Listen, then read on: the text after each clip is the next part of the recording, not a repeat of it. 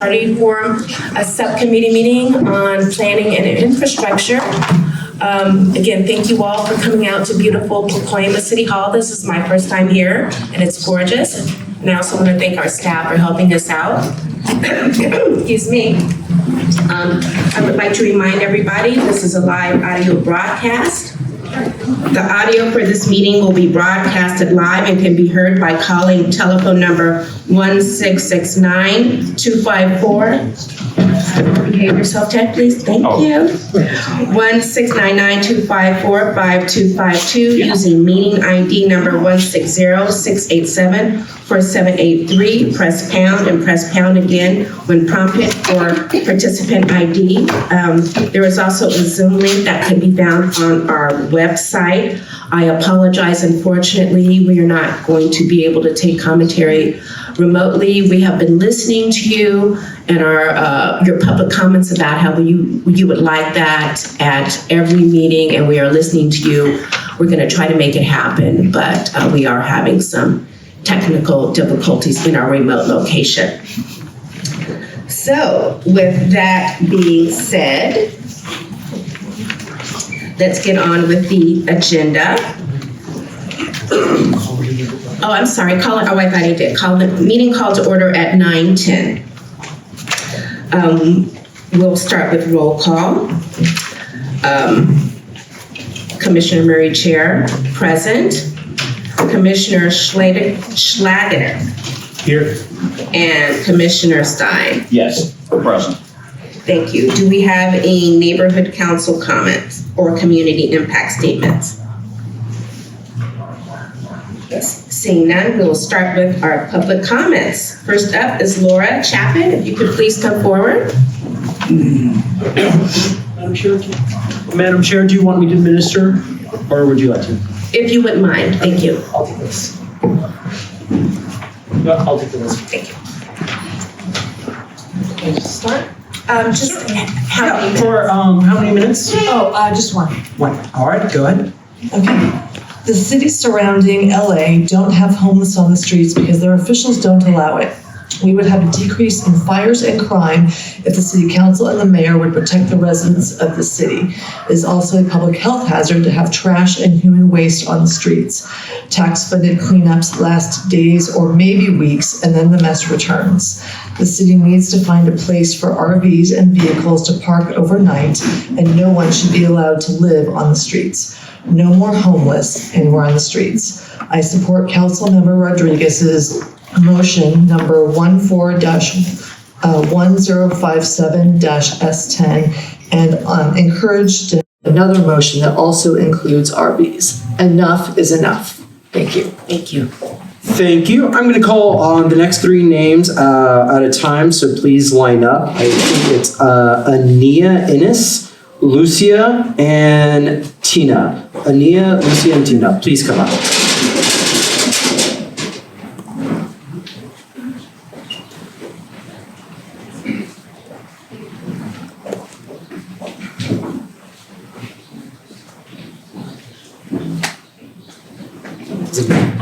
Anaya, thank you. Anaya, right up. And how many minutes would you like? Just 4 seconds. And ready when you are. Okay. Good morning, commissioners. My name is Anaya Ennis. I am a CSUN student and I am major in health administration. The Board of Public Works is critical for civic engagement in the Los Angeles. It gives residents, nonprofits, and local organizations a chance to participate in infrastructure decisions that affect everyone.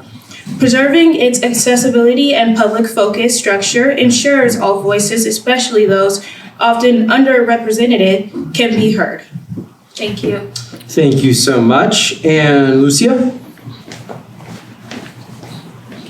After Lucia is Tina. How long, Lucia? 1 minute. 1 minute. And go. Good morning, commissioners. My name is Lucia Arias, and I am a resident and employee of a local nonprofit facility. Families across Los Angeles deserve equal access to clean streets, functioning sidewalks, and well-maintained parks. The Board of Public Works ensures these services are fairly distributed and allows residents to weigh in directly. Charter changes should maintain this connection to protect community equity. Thank you. Thank you so much. Let's see, I've got Tina. Then after Tina, please line up Genesis. I think it's Jackie and Catherine. Genesis, Jackie, and Catherine. Tina. How long did you want, Tina? Good morning. Thank you for the opportunity. How long? How long? 2 minutes. 2 minutes, go. If I may, we were told to put everything in question form, so my points will be done that way, if I can get to them. My name is Tina Ike. I'm with the Shadow Hills Property Owners Association. We represent the community of Shadow Hills, which is 2,500 homes. My first question is, if the intent of the Charter Reform Committee is to listen to the public's concerns, it feels disingenuous to take questions at the beginning of the meeting before the committee has identified their objectives, goals, and specific projects. So my question is, why is the public questions or public input period at the beginning of your meeting? I had a lot of concerns from the neighbors. What are we supposed to talk about? Because the notice that was given out was so vague and generalized. Secondly, the redistricting process was completed in 2021 after a long, drawn-out battle to keep designated communities, such as Shadow Hills, whole and undivided. Some communities were successful in remaining united, others were not. It was a harrowing experience. Is it this committee's intent to start the redistricting process before the next census is taken in 2030? Currently, most of the recognized communities in the city of Los Angeles are designated in the community plan, are each in one district, most of them, which allows for greater representation and coordination. Thank you, and time at 2 minutes. I'm done? Okay, but thank you very much. Thank you so much. We will continue. Genesis, then Jackie, then Catherine. Genesis.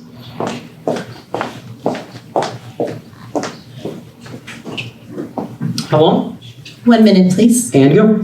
Good morning, Commissioners. My name is Genesis Lopez Castro. I am a mother, part of the board of North Point Homeowners Association, a nonprofit professional, and a resident of Sylmar. For decades, the Board of Public Works has been a trusted model of shared governance. It balances professional expertise with community input. Maintaining this structure in any charter update ensures that decisions continue to reflect residents' priorities, keeping Los Angeles accountable and responsive. Our children's quality of life depends on well-maintained streets, parks, and public spaces. The Board of Public Works allows parents, teachers, and neighbors to guide city decisions and shape their environment. Preserving this board is an investment in safe, thriving communities for future generations. Thank you very much. And thank you so much. Jackie, then Catherine.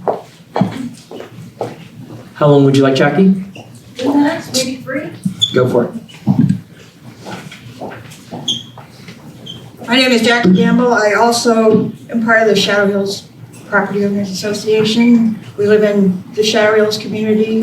We fought long and hard to get a good CD7 district that's established, and it took a long time. We wanted to keep our communities united because we're very similar in our needs. To have that broken up would be terrible. We're really just getting comfortable with the whole staffs, and we're all getting along really well. To divide that up right now would be really terrible. And what that has to do with infrastructure, I really don't understand why that would be brought up now anyhow. So we would like to keep CD7 in its entirety under one council person. Also, if we're talking about infrastructure, let's expand that recycled water system. That is infrastructure. We need to get the reclaimed water out to areas where they can use it. So let's get it out to the golf courses in Westlake. All those golf courses are on recycled water, and they have plumbing to get it there. It's essential to have a distribution system. So infrastructure is important for that. Let's increase our recycled water use areas. Go Monica Rodriguez. All right. Thank you so much. Catherine and then Gerardo. It's going to be Catherine, Gerardo, and Nathaniel. 3 minutes? Okay.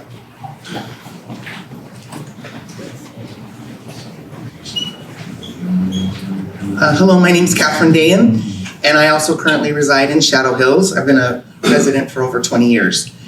And I'm gonna kind of expand upon what Tina said. We really don't know what this new redistricting policy is because we haven't heard about it, so we're kind of speaking blindly. But it's our understanding that there will be no budget increases for this new project. And if that's the case, and you're gonna increase council members, are the council members gonna get a pay cut? If that's the case, I know when I've had a job and I've got a pay cut, my motivation for working is a lot less. So are the council members aware of this, if there's not a budget increase? In the news yesterday, there's a $828 million lawsuit that the LA has to pay out for sexual harassment. With all these payments going out, I doubt that there's gonna be a budget increase for the city council budget. So if they're gonna increase redistricting and increase the number of council people, where's the money gonna come from? If you're gonna dilute all that money, that means the districts are gonna get less money for their projects and what they need, and the council people are gonna get less salary. And that's probably just not a good idea. And again, kind of expanding on what Jackie said, last time they did redistricting, they actually split Shadow Hills up into 3 different districts. We had to fight like hell to get our community back together. We're part of an equestrian community that includes Lakeview Terrace, Sylmar, Sun Valley, part of Sunland, Shadow Hills, of course, and we wanted to remain, and Latuna Canyon, and we wanted to remain intact so that we can support our equestrian lifestyle. You know, we're able to keep horses and chickens and goats and have that agricultural lifestyle that is kind of lacking in the rest of the city of Los Angeles. So we'd really like to just make sure that the council districts stay the same and that we continue to have Monica Rodriguez represent us because she has supported us in all of our endeavors. And we're a very unique community, and we're one of the few equestrian communities left in Los Angeles, and we'd really like to maintain that. And I'm sure the other districts that also fought very hard, you know, North Hollywood, West Hollywood, the Wilshire district, they all fought very hard to keep their districts intact. And I'm sure that they would also disapprove of this redistricting measure. Thank you. Thank you. And Gerardo and Nathaniel are next. Gerardo, please. How long? 3 minutes. Okay.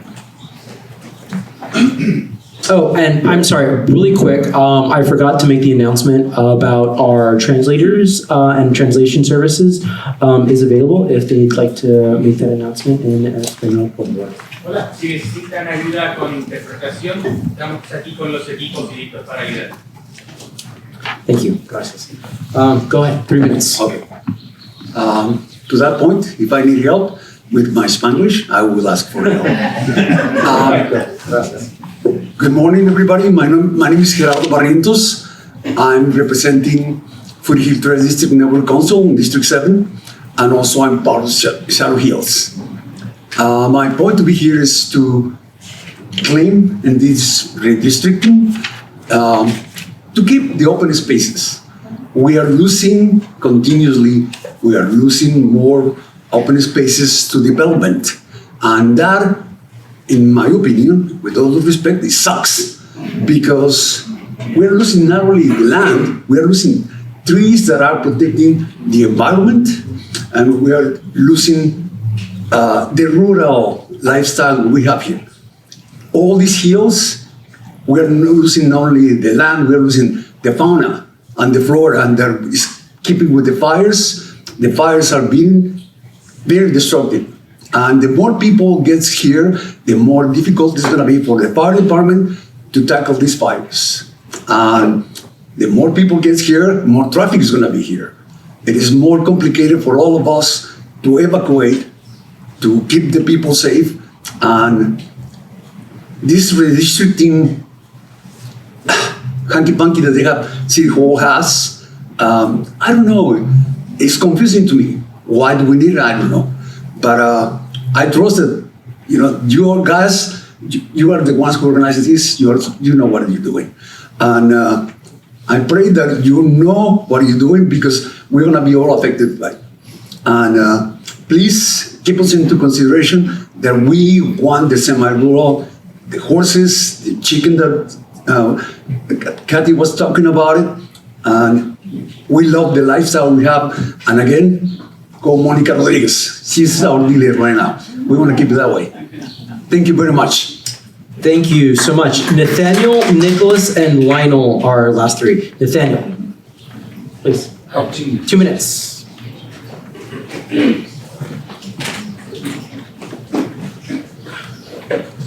Hello, good morning. My name is Nathaniel Rutman. I'm a volunteer with Streets for All, and I'm also a resident of North Hollywood. And before that, I grew up in South Pasadena.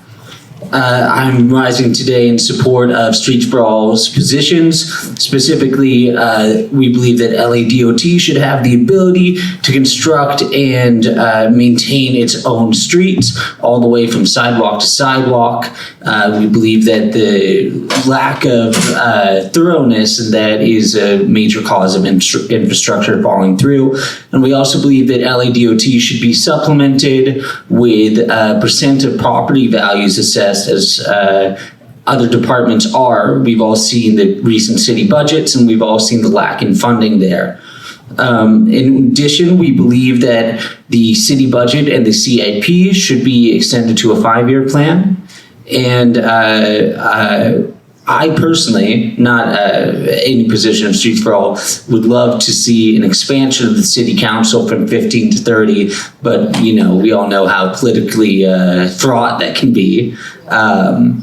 But comparative to other major cities who have city councils membering 50, 49, 53, we have 15. For a city the size of Los Angeles, I don't believe that's tenable. Thank you. I'd like to yield the rest of my time. Thank you so much. Nicholas. Alone?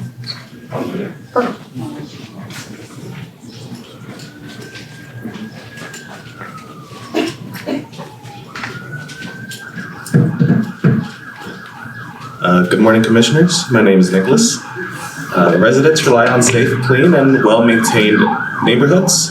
The Board of Public Works gives families a platform to hold the city accountable for services that impact our daily lives. Preserving this public voice ensures city resources truly meet community needs. Thank you. Thank you, and then Lionel.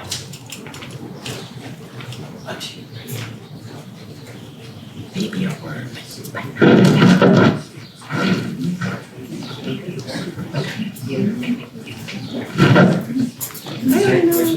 Hi, Lionel. How much time?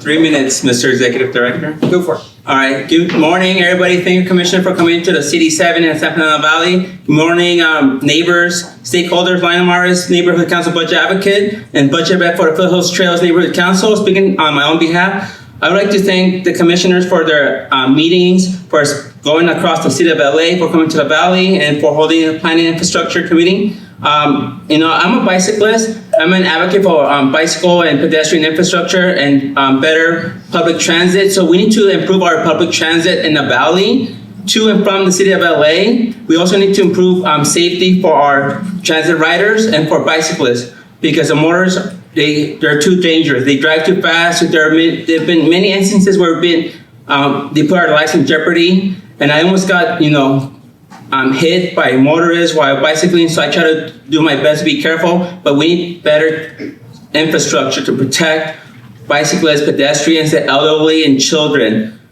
So thank you for that. I also want, in general public comment, we need to make our government better. I mean, as all you read in the LA Times, KPCC, LAS, our city is in a financial deficit because of liabilities, and the LAPD has the biggest budget in the city, and that has caused other departments across the city to be understaffed, under-resourced, and I think it's not fair for other city employees to be overworked, to be overstretched, while LAPD keeps getting more funding and Mayor Bass it seems to me she keeps favoring the LAPD over other city departments.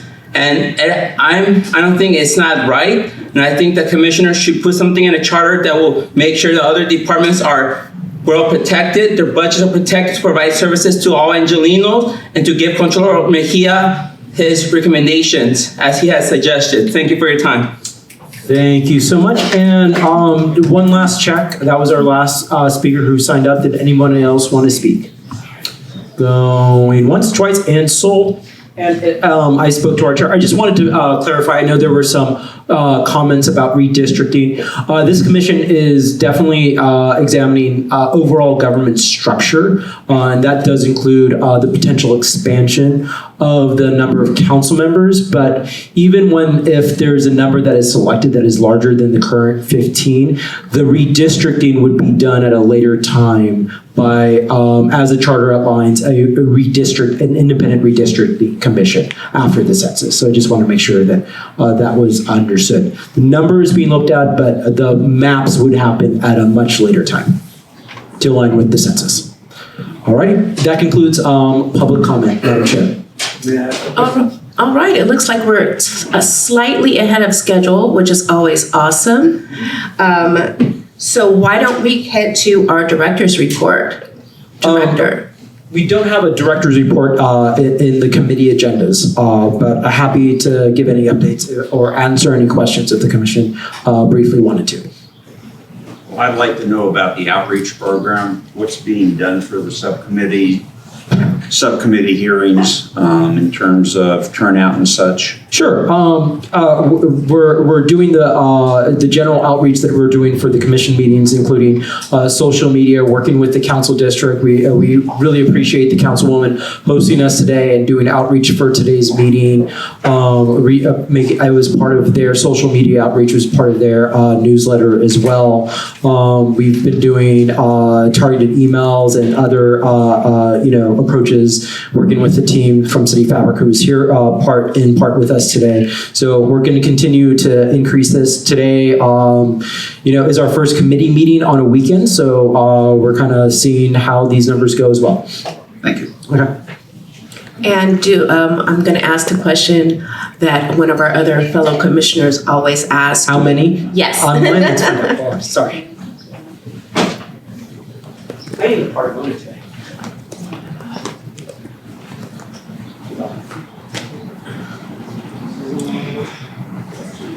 We have 11 people on Zoom right now.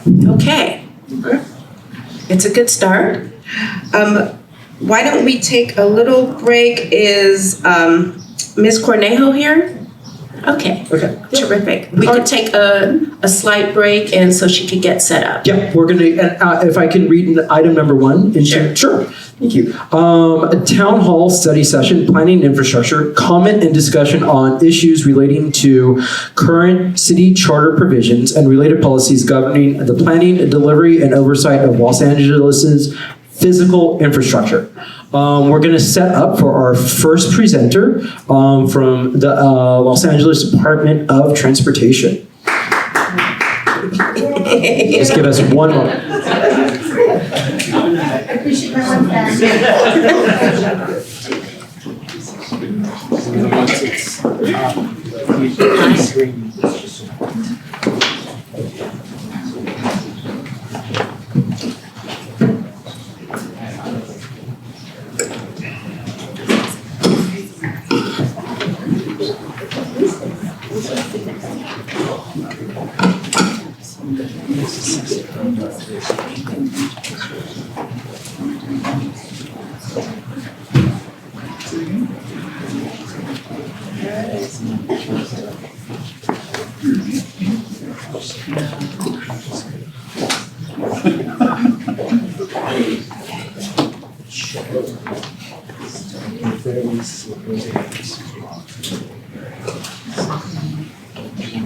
It's on the other side.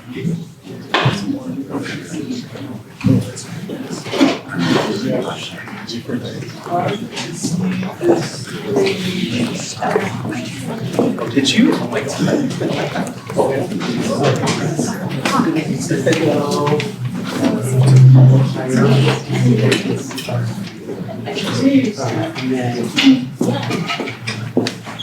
You gotta be on the screen. You're on the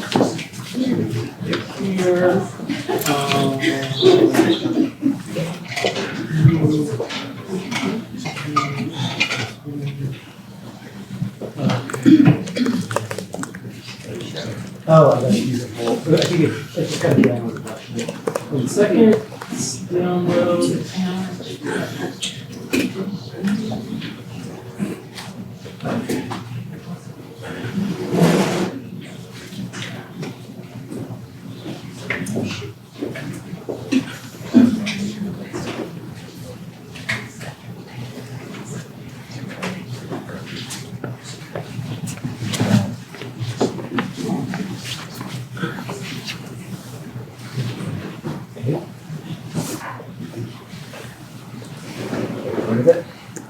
Sorry, 1 more second.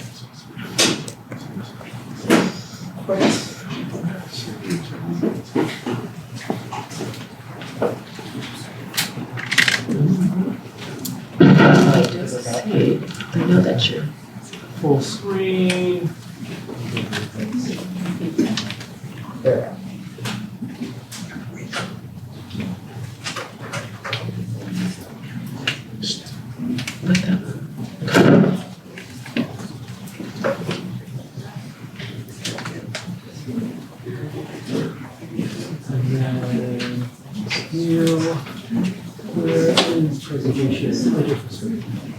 There we go. Okay. Fantastic. That's the best we can do for contrast. Sorry. All right. Yeah. Okay. Good. Do you think we could? Yeah, that's as far as it goes. Thank you.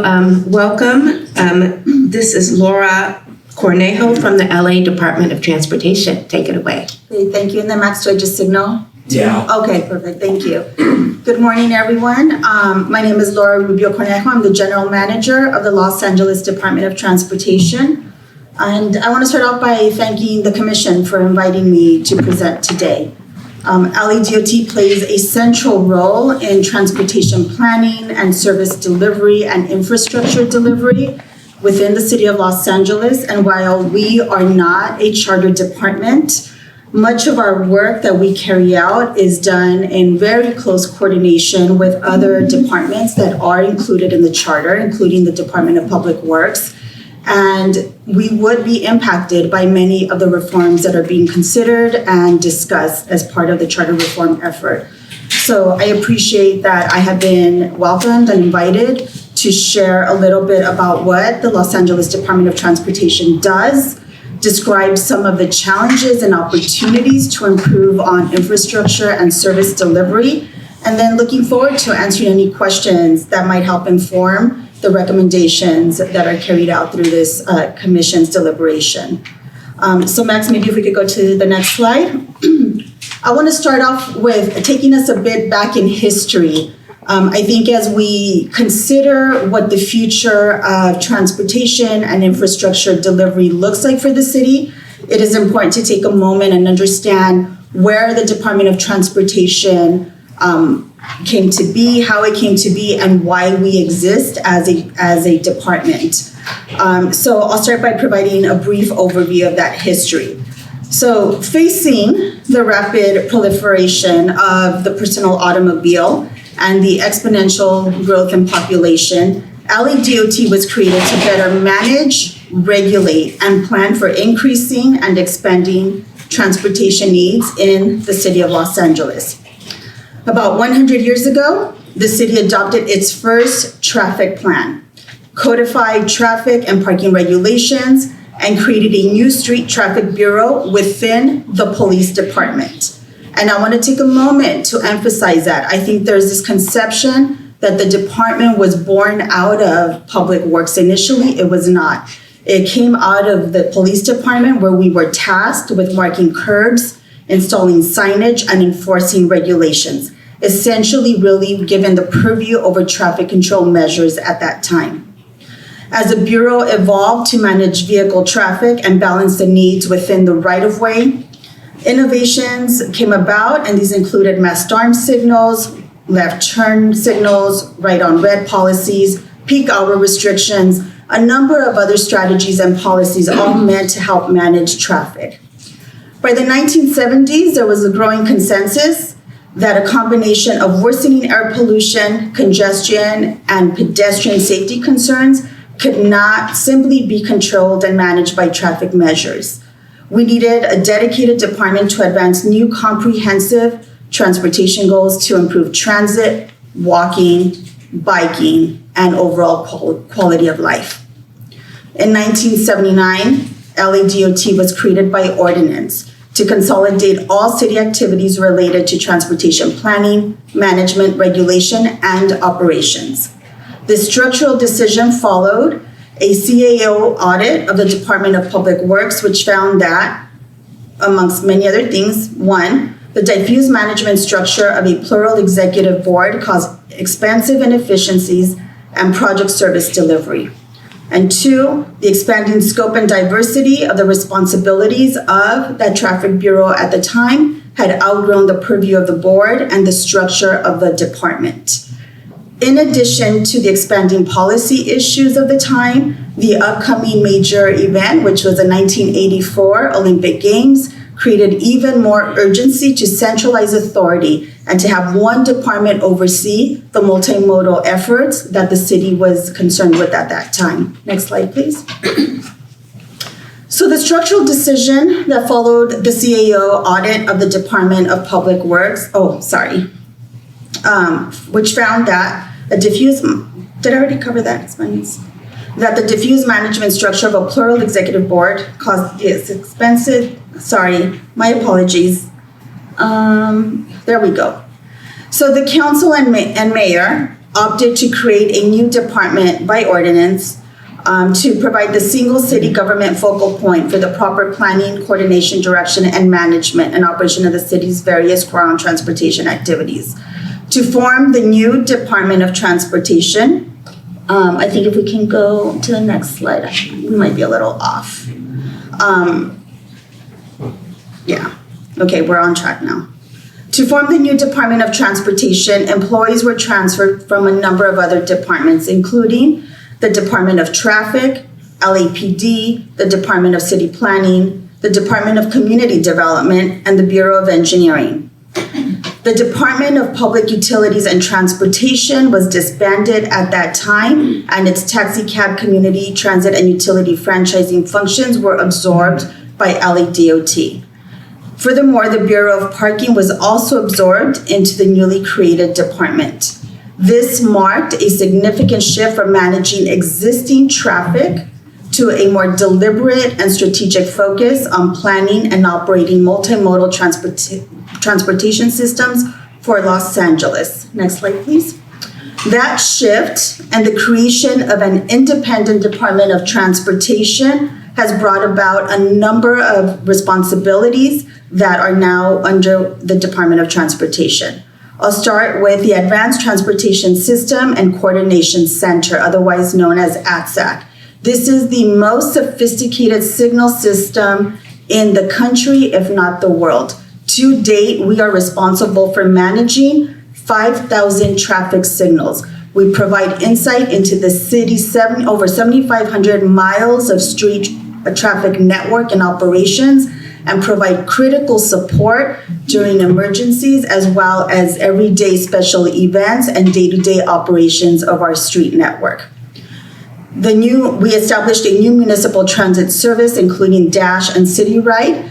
Last year, we provided over 16 million trips to Angelenos and guests within the city of Los Angeles. I want to emphasize that the municipal system that we operate, it is the largest municipal system in the Los Angeles region, second only to LA Metro, who is responsible for regional transportation network. We manage public parking regulations, including public lots, metered parking, preferential parking districts. This includes over 35,000 on and off street metered parking spaces, over 11,000 parking lot spaces, and we manage over 260 preferential parking districts, just to name a few responsibilities within that unit.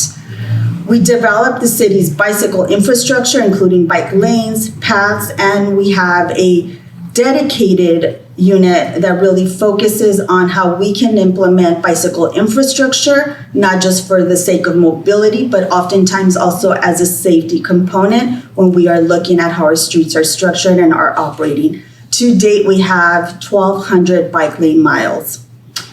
The creation of the department also consolidated the parking enforcement and traffic control functions. These officers support over 5,000 special events every single year, and as keepers of the curb space and making sure that parking regulations are enforced, issue approximately 1.7 million parking and safety violations annually. The department has a limited field crew that is responsible with installing and maintaining traffic control devices. Last year, this crew installed 40,000 traffic signs, striped over 800 miles, and installed, maintained, or repaired over 1,000 traffic signals throughout the city. As part of the consolidation, the taxi cab and for hire regulations were brought into the Department of Transportation. This group has modernized to reflect emerging modes and expanded to include bike share, car share, dockless scooter, and delivery robots, in addition to regulating taxi and non-emergency medical ambulance transportation. And these planning, regulatory, and operation responsibilities that were fully transferred to the Department of Transportation, LADOT has continued to innovate and provide new services and solutions to the city's evolving transportation trends. These are critical mobility services that extend well beyond traffic management and right-of-way design to get Angelenos to work, school, medical appointments, and everyday activities that allow Angelenos to enjoy their everyday in the city of Los Angeles. Next slide, please.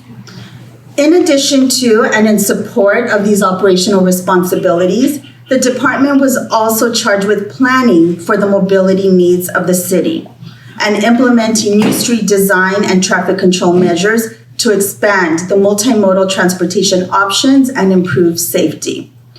This planning, engagement, and design work is guided by a number of plans and executive directives that inform the work we carry out, starting with the mobility plan, which is a part of the general plan that was adopted in 2035. We have Executive Directive 10, which was issued under Mayor Garcetti, that established the Vision Zero program. Executive Directive 25, established under the Garcetti administration, which established the Green New Deal and facilitated the implementation of a number of complete streets corridors. And more recently, Executive Directive 9, issued by Mayor Bass, that focuses on capital planning with the goal of improving and streamlining delivery of infrastructure within the city. In this capacity, we continue to do far more than simply manage the right-of-way. We shape it to reflect and respond to the policy goals of the city and the mobility needs of all Angelenos. We use a mobility investment plan that is informed by a number of key safety, mobility, and equity criteria that inform and identify and match funding sources to high priority mobility projects. We do this not simply for the Department of Transportation, we do this for the entire city, coordinating with other departments, successfully bringing in over $200 million annually in grant funding to the city for transportation projects. We analyze crash data to prioritize street safety improvements, delivering more than 7,000 individual treatments and redesigning more than 20 miles of the city's streets with the highest rates of deaths and serious injuries, and that work continues to date. We prioritize streets for critical transit, bike, and pedestrian connections. As mentioned earlier, we have implemented over 1,200 bike facilities throughout the city, over 50 miles of bus-only lanes since 2020, and over 30 signalized pedestrian crossings every single year. Next slide. However, not all initially planned phases of the 1979 transition that were born out of the CAO audit and consolidated were implemented, leaving several bureaus under the supervision of a full-time board, responsible for much of the construction and maintenance of the right-of-way, including implementation of the plans and designs created by LADOT. The structure you see in this graphic underpins our infrastructure service delivery model to this day. Stemming from our historical purview over curb painting and signage, dating back to the 1920s, LADOT plans, designs, and implements all non-civil elements curb to curb.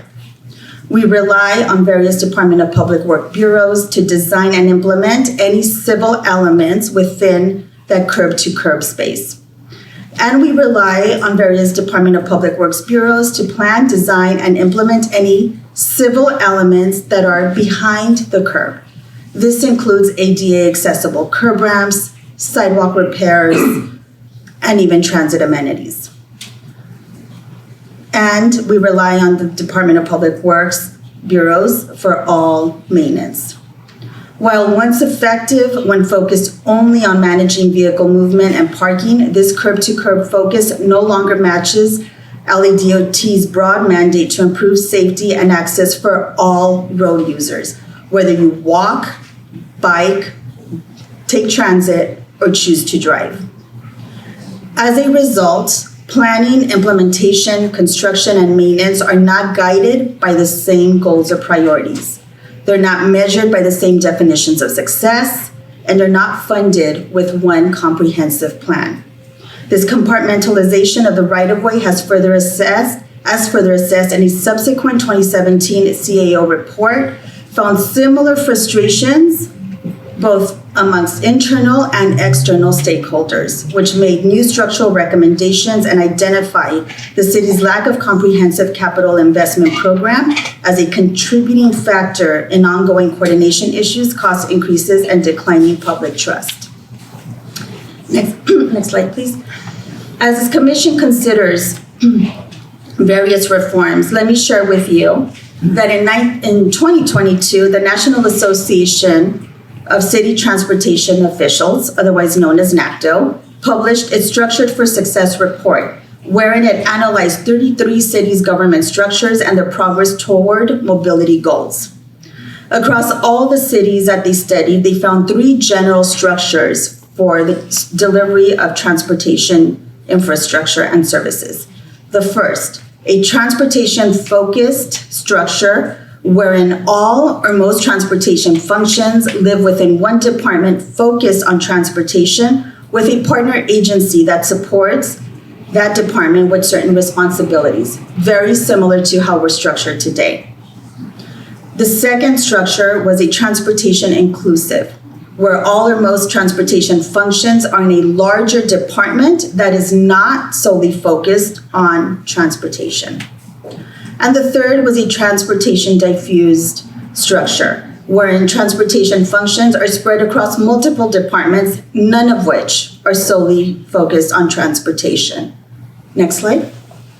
While each model has advantages and disadvantages, the report found that the most effective model for transportation infrastructure delivery, particularly in large cities, was a transportation-focused governance structure. This also has the benefit of supporting effective transportation infrastructure, project delivery, while also keeping transportation planning, regulation, and operations under the same centralized authority, ensuring accountability and transparency.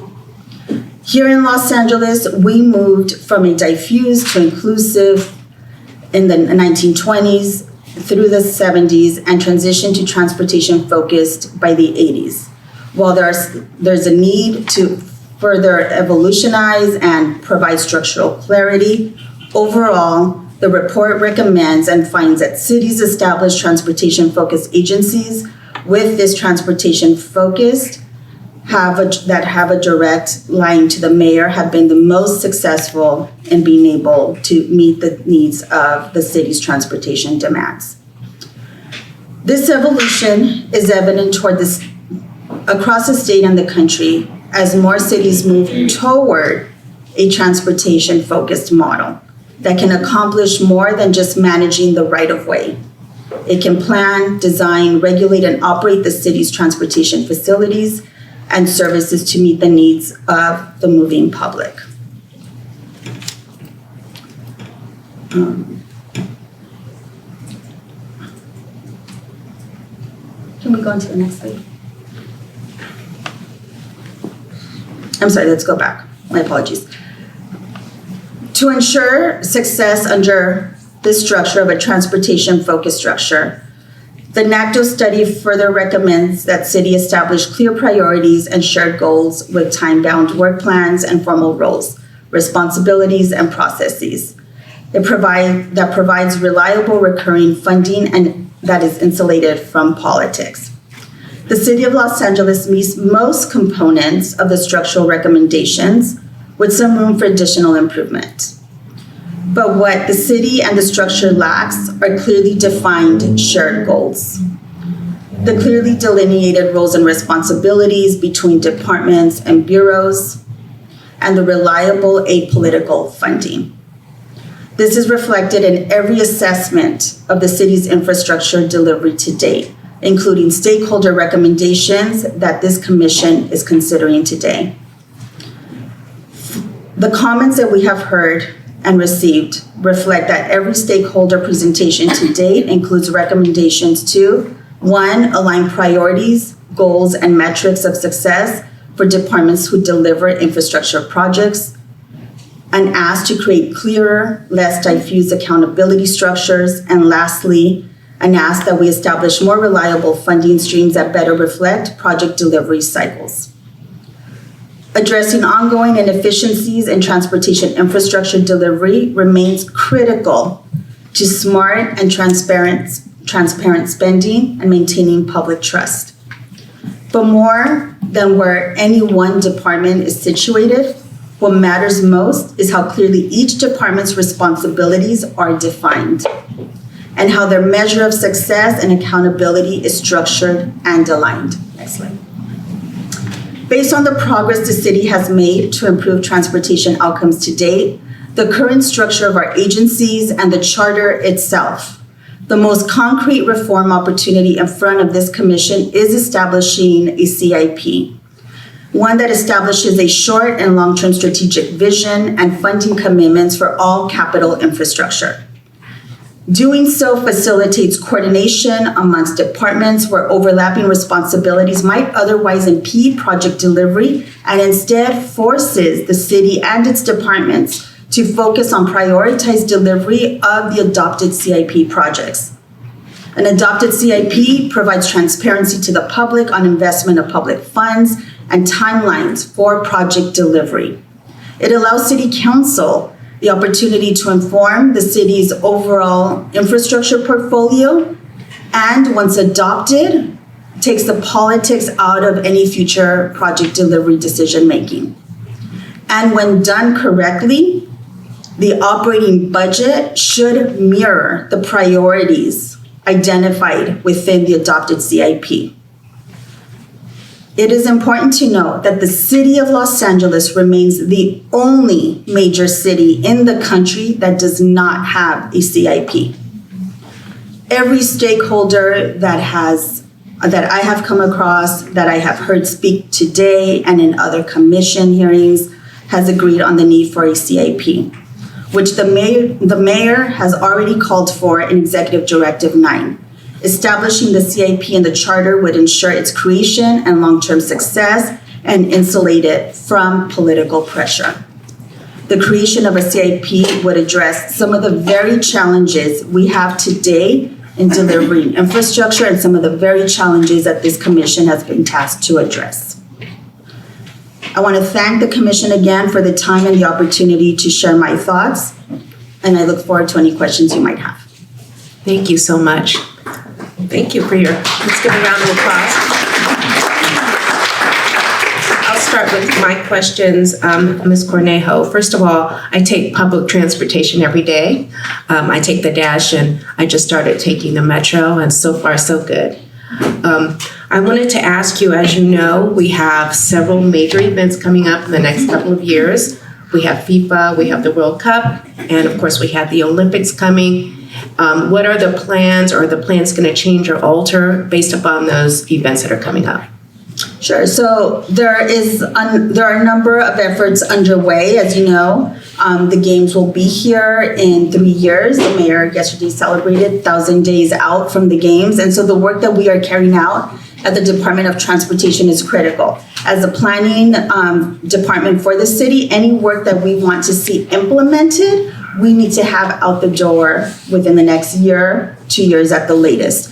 So let me start with access to the games venues. We are identifying a number of corridors where we will be improving access, multimodal access to those venues. As you know, this is to be a transit-first games. And so ensuring that our residents and visitors are accessing those games venues in any way other than by automobile means that we have to provide those transportation options. So providing pedestrian, bicycle, and transit mobility options, that is our first focus through a first last mile approach. We are also looking at developing a number of mobility hubs for those who might choose to drive into a certain location to be able to complete their trip, but also to provide them those opportunities to access the games venues with other modes of transportation. We are coordinating closely with our partners at Caltrans to develop what is called the Games Route Network. This is a network that will be primarily on the street, on the Caltrans's highway system, to ensure that athletes and others are able to arrive to the games on time. But then that transitions over onto city streets. And so developing that network on our city streets as well to make sure that those athletes can arrive to the venues safely, on time, and in a dependable manner. And we are looking at a number of other efforts. We also know that there are a lot of residences near the games venues, so making sure that people who live and work near those games venues are able to access their homes, are able to access their businesses. And lastly, looking at our transportation system. We are coordinating with Metro and helping to develop a regional transportation system that will facilitate a transit-first experience. But we are also cognizant that even as the games are taking place, there are many Angelinos who will not be able to attend any of those events and will need to continue to go to work, go to school. So we need to make sure that we are still able to provide the transit services that allow them to carry out their lives even as the games are taking place. Those are just a couple of the things that DOT is spearheading in anticipation of the games. Okay, just one more question, which is controversial.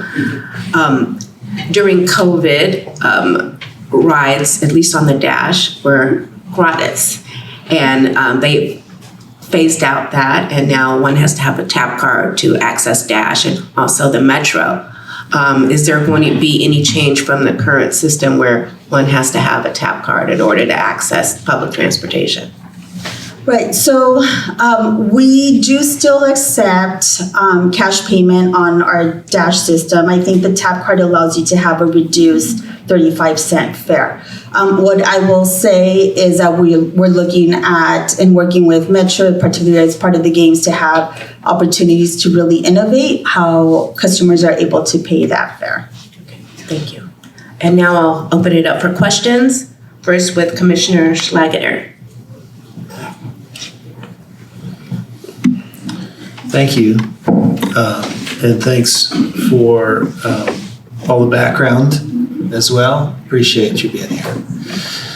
As we think about the charter changes, you've identified the CIP as one of the key needs. I think I'd like to understand a little more of your assessment of that. We've certainly, as an entire commission, that's caught our interest. You indicated that toward sort of identifying shared priorities that a CIP could essentially depoliticize some of the funding of those priorities. In transportation, you have a mobility plan. You do have your capital investment priorities established for your department. And I think I'd like to understand how you see a citywide CIP as a different or less political structure than the current way that your priorities compete with other priorities of the city. In establishing a CIP, we would, as a city, have to establish things well beyond transportation priorities. So I'm interested in what vision you have to depoliticize that process, as you've indicated you thought might be the outcome. And if you have any further thoughts about that. Sure, thank you. So let me start with the mobility plan that really establishes what I would call a vision for mobility needs within the city. But it stops short of becoming something that is implementable in that form. So we start off in the mobility plan identifying a vision, goals, corridors, where we would like to see more transit, more pedestrian amenities, more bicycle-friendly streets. But to put it really, to oversimplify it, they're lines on a map. And so what we do next is we take those lines and we do a deeper dive in really developing the plans that could be constructed and implemented.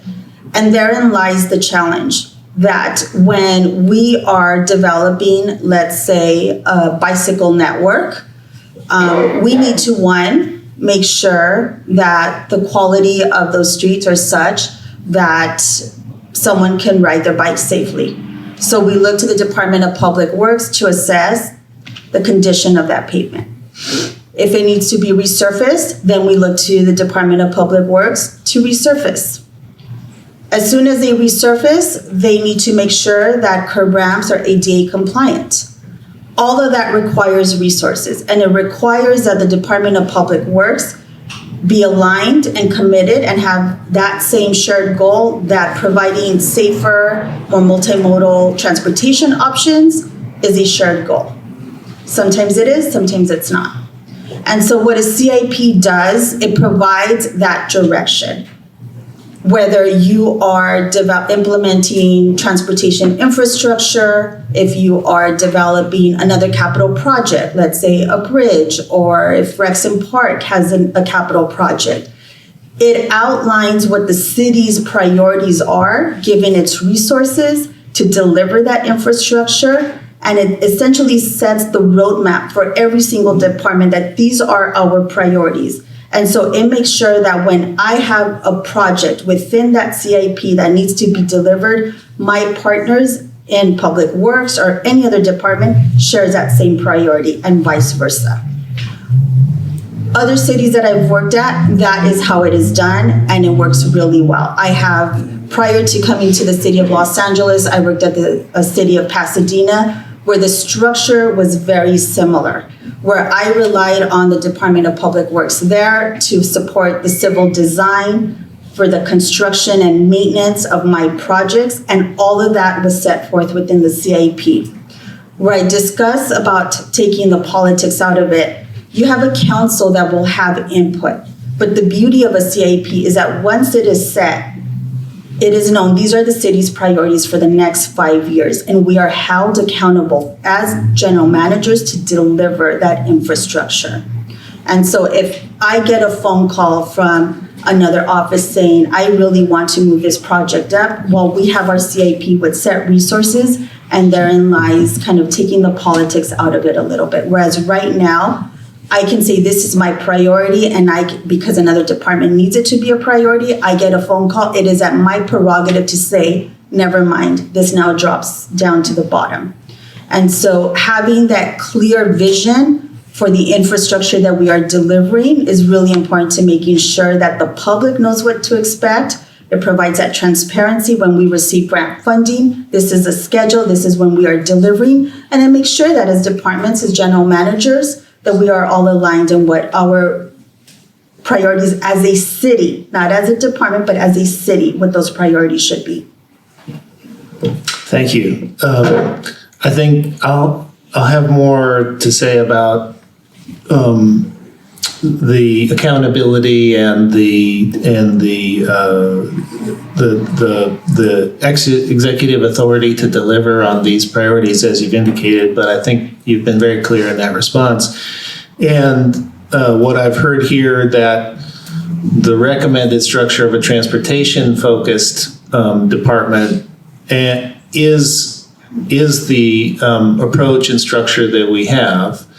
But the key identified needs for you are this central shared priorities through a CIP and some funding and funding streams that may be depoliticized. I think I'd just like to invite it, not in response here, but in our process, if you want to provide further detail or recommendations about those funding structures that the charter might be able to contribute to, I just want to invite that or our staff to continue to look at that recommendation. And also for you and our staff to come back with further thoughts about the integration components and how reorganization may or may not be applicable, given the way that you've identified your structure as a broad mix of planning and program operations, as well as implementation, but not maintenance and enforcement. So you have a wide range of, you have a wide sphere of responsibilities in transportation, but not necessarily everything. And I think we need to keep an open mind about, how further to integrate those disparate objectives, or to consider reorganizing them, or to allow the executive office to further reorganize over time. So again, just as you may or may not have further ideas on that, we invite them beyond today, and I sort of flag that for the staff that will be continuing to look at that. So thank you very much. Thank you. Thank you. And last but not least, Commissioner Stein. Please. Ask Justin. Are you proposing a 2, 3, or 5-year CIP? I'm sorry. Thank you. I would recommend a 5-year. Okay. And isn't it somewhat naive to believe that politics aren't still going to play a key role? We're just substituting ourselves in establishing that 5-year CIP. For the Budget and Finance Committee, who on the Budget and Finance Committee, they're still going to make sure that projects that committee that is then forwarded to the council are going to be implemented. And I can't imagine that politics is going to change any, in the sense of assuming the council weren't expanded, and that's not a statement of commitment to that each of the 15 members of the council are going to want both transportation and other parts of the CIP to include improvements to their district. So how do we take, this is almost a facetious question, how do we take politics out of it so that doesn't occur? Because other than having the CIP in place, how's it any different than what we do today? Or how council and the mayor do today? So I think what's important to note is what I indicated was that once adopted, it depoliticizes the CIP. And what I mean by that is there will be a time for council to interject and inform what their priorities are as it relates to the CIP. If we do, as general managers, do our job well, some of those, if not all of those priorities, would be reflected in the final adopted CIP. What I would suggest is that there needs to be a structure as part of the charter reform effort that indicates that if there is any change within the prioritization, within the CIP, that has to go back to the council. And what I think some of the political interjection that we experience today is I might have a work plan. I do have a work plan. I have a 5-year work plan that is informed by a number of different metrics, including funding and resources, but it doesn't preclude any one council member from reaching out and saying, I really want this project moved up. With the CIP, it should provide a little bit of direction and guidance for where that project might land or not land, and be able to inform in a more transparent manner what would need to happen in order to advance that project above others. And so that is what I mean by the depoliticalization. I think it's more about a transparency issue and having a roadmap that guides that capital infrastructure. But are you saying that the CIP is amendable at any time, even if it's a 5-year CIP? It could be amendable. I have worked at other cities where the CIP comes before the governing body on an annual basis or on a biannual basis. I think that is part of what this commission needs to consider. If there are things that change within the city's situation, we need to be able to pivot as a city, and so there need to be certain parameters that allow for that. That while you want a 5-year CIP to guide that infrastructure, let's say federal funding is taken away, that was a large part of being able to deliver that infrastructure. There needs to be a way for us to be able to pivot and respond to those changing times.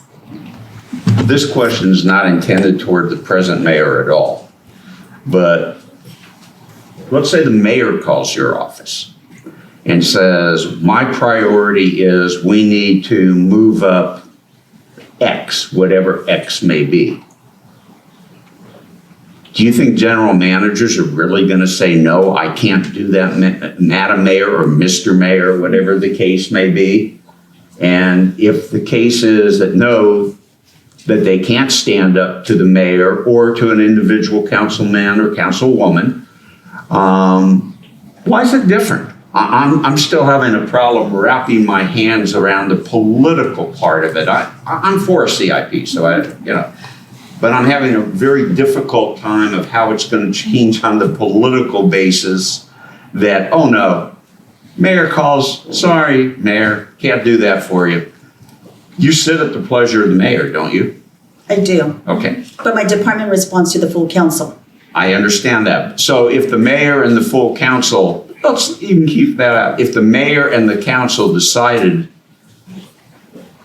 to replace you because you wouldn't move it up, does that really take the politics out of it?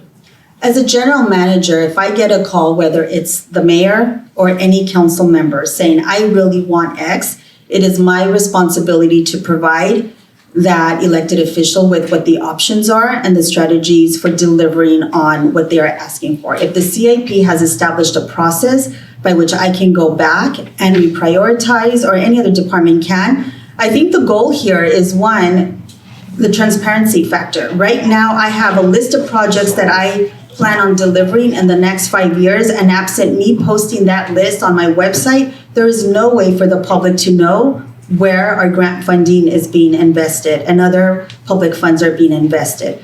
And that is the case for every single department within the city. And so if we have a CIP that is public, is transparent, has a timeline, and I get that call, I would say, Mayor X, this is where that project that you've identified falls in line, or we don't have funding for that, we would need to secure grant funding. Or if there's a system in place to be able to return and reprioritize, then it is done in full public view. It is not a phone call at the threat of my employment to be able to accommodate that request. And I think that's the important, significant factor to take into account. Okay, Commissioner Schlatter has a follow-up question. Just a very quick separate question. Thank you for the answers. The contracts that for whether it's for your operations or implementation of work, where are those approved? Is that through your Transportation Commission? My contracts don't go through the Transportation Commission, so let me differentiate. If it is for civil work, if BOE or BSS is delivering a project on our behalf, then it goes through the Board of Public Works. So we do the planning, the design, the community engagement, if there's environmental documentation, and we do that in partnership with the Public Works and then transition it over for construction and maintenance. And those bureaus take it through their process. If we are looking at other services, operations, planning, design, engagement, all those things that are within my purview, that goes through our own procurement process within the department under the city structure. And then goes to the council to get contracted. So you said you work for the city of Pasadena. Did Pasadena have a 5-year CIP?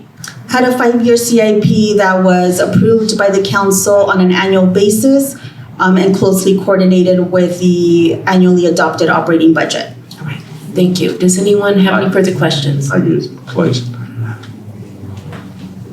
I'm not going to ask for a number, but what percentage do you think in the CIP would come from federal or state grants? And what percentage would come from what the Council Budget and Finance Committee and then the full council allocates to it? For transportation projects alone? You can answer that way, but if you would know. I don't know for the entire, so the CIP would go well beyond transportation. So I don't have insight into what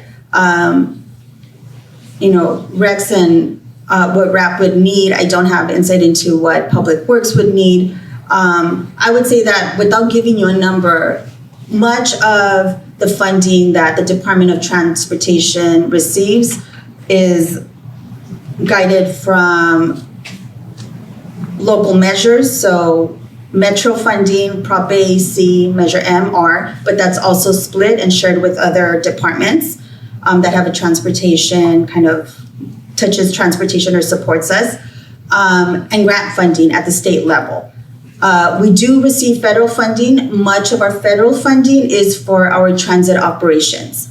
When we receive federal funding for specific projects, we do receive some of that. I don't have a percentage. I can follow up with a more detailed breakdown, but much of our grant funding is at the state level or through Metro SCAG. Some of it is federalized. And so that's where I would need to return to get you more specifics. One last question. Is the CIP sacrosanct, or if, for instance, our budget deficit isn't $1 billion next year, but $1.3 billion, does the additional $300 million of deficit stall projects on the CIP, or is that taken from other priorities that the mayor and the council may have? I would say I'll answer that in two parts. One is for transportation projects, because much of our funding for infrastructure are from grants.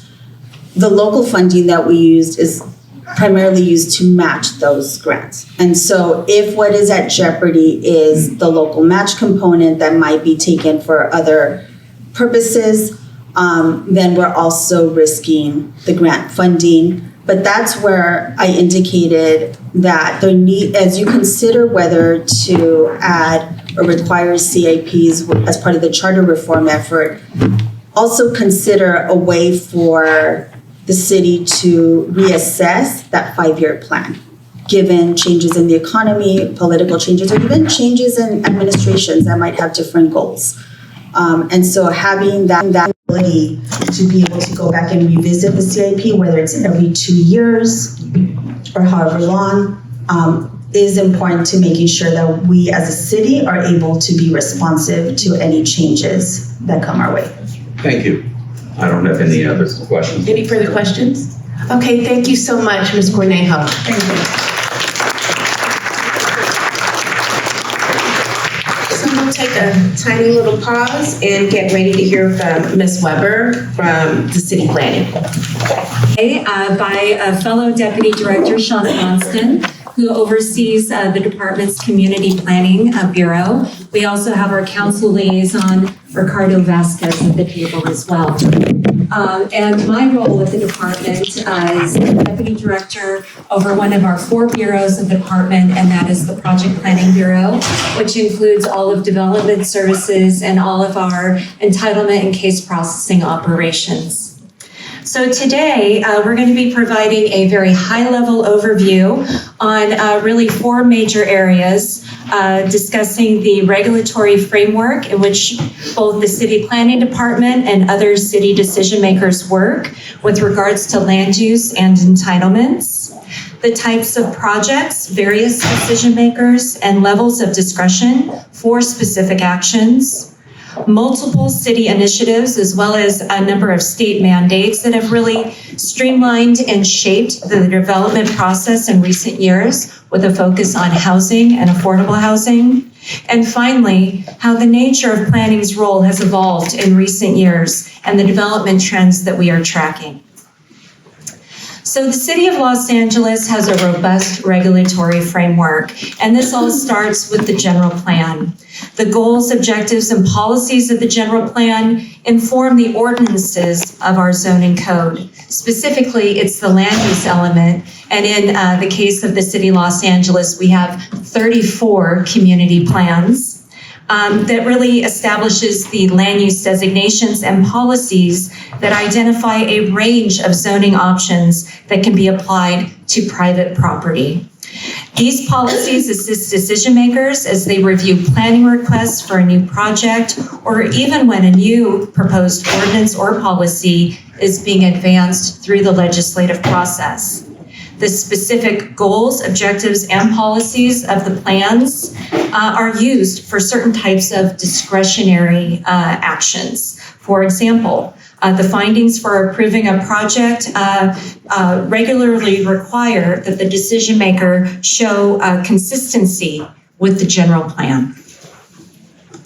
The specific regulations for development are housed in our zoning code, which is Chapter 1 of the Los Angeles Municipal Code. We also have new in recent years a Chapter 1A, which really consolidated all of our processes and procedures, reduced them down by half, ensured a lot of consistency and transparency and clarity in our decision-making processes. The code includes specific use, density, area, and massing requirements for various zones, as well as general provisions for height, parking, open space, and other requirements for new and existing development.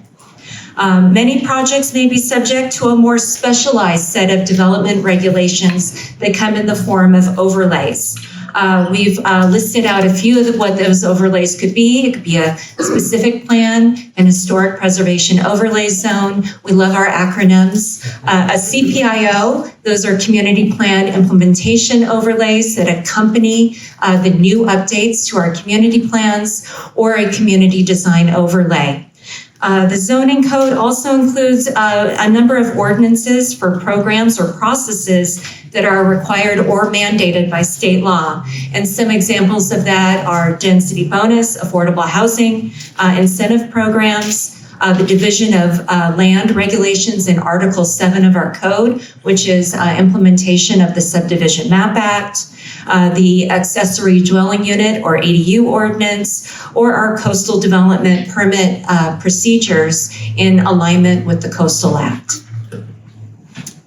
It's the city charter that establishes the authority for the Department of City Planning and various commissions and the City Council to serve as decision makers. On this slide here, you can see that the Director of Planning conducts both administrative reviews or ministerial actions for compliance, as well as discretionary decisions relating to the consistency with regulations. Our zoning administrators issue discretionary decisions relating to relief from various codes with some charter-specified findings. And the OZA, or our Office of Zoning Administration, also adopts rules necessary to implement various ordinances. We have 7 area planning commissions and 1 citywide planning commission. These commissions wear various hats. In one meeting, they could wear 3 different hats for 3 different actions. They serve as appellate bodies. They serve as the initial decision maker, making discretionary decisions that require a certain set of findings. And they also serve in a recommending body role on the creation of new or changes to regulations or policy that ultimately require a legislative action, and it's only that our city council, the elected body, that can serve as the final decision maker on those legislative matters. Moving on. So this graphic here just tries to demonstrate, so really authorities flow down from our city charter, giving a specific authority to the director of planning, zoning administrators, the various commissions, and then of course our legislative body, the city council. It's really then our zoning code, which provides those processes and procedures for how projects and entitlement requests move through our process. And this is really done in a way to be as transparent as possible, to be consistent, and to really lay out a template for how things move. And then this, of course, is followed through every project review, every application that is ultimately submitted to the city planning department. I want to take just a moment to focus on our Office of Zoning Administration. The Department of City Planning is a charter department, and the charter does establish the creation of an Office of Zoning Administration. It intended the OZA to be an independent quasi-judicial office, which is really separated from the influence of any elected offices. The Office of Zoning Administration is empowered to administer and enforce the zoning code and various zoning ordinances. The charter identifies the provisions and authority of our OZA for these quasi-judicial decisions, such as zone variances, conditional use permits, and other powers and duties with respect to zoning and land use, again, as prescribed by ordinance. The zoning administrators are guided by the provisions of the charter as well as our zoning code and are required to make findings, which really serves as the nexus for their decision making. Currently, the charter outlines the provisions and required findings specifically for granting a variance, and really to ensure that a high standard of review is maintained. And this is because variances are official exceptions to local zoning laws that allow a property owner to use their land in a way that would otherwise be prohibited. So there's really 2 major types of projects. By right projects, we also call these ministerial projects and discretionary projects. Starting first with the by right projects. By right projects, many of those are requests that come to the city and go straight to the Department of Building and Safety for permit issuance. There's really no engagement or requirement to consult with or go through a process through the Department of City Planning.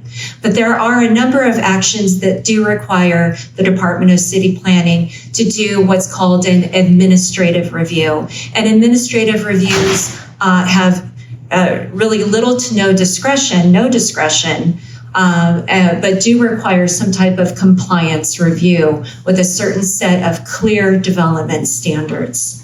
By right projects do not trigger any CEQA analysis or CEQA clearance. By right projects do not have a public hearing, and by right projects are not appealable. There is no appeal process. Alternatively, with discretionary projects, and there's a variety of them, we'll get into that, any discretionary action requires a CEQA clearance. That could be as easy as a categorical exemption or as big as the preparation of an environmental impact report.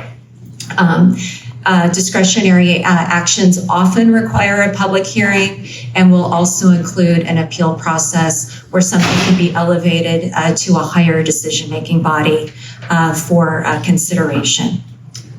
Decision types. So there are the categories of decisions made on entitlement requests that come to the City Planning Department. We were just touching on administrative reviews. We've got a lot of acronyms here. ADM, these are really what denotes the type of project that's moving through. So an ADM, an administrative, or an EAR, that's brand new. That's an expanded administrative review that was created through one of our CHIP ordinances for affordable housing. We have Director of Planning actions. We have Zoning Administrator actions. The Deputy Advisory Agency serves under the authority of the Director of Planning, and that is specific to actions related to the division of land and implementation of the Subdivision Map Act, tract maps, parcel maps, and such. We have 7 area planning commissions that are organized geographically, and we have 1 citywide planning commission. So the amount of discretion really depends on the entitlement type. So even those projects that do fall into a discretionary bucket still have various levels of discretion, really low, medium, and high. Low discretion when there are limitations that have been imposed by state law or even our local zoning code. A density bonus, which is offering or seeking on and off menu incentives, would be a great example of that, where the discretion of the City Planning Commission is incredibly limited to deny the project, modify the project, or to deny their ability to take advantage of certain incentives.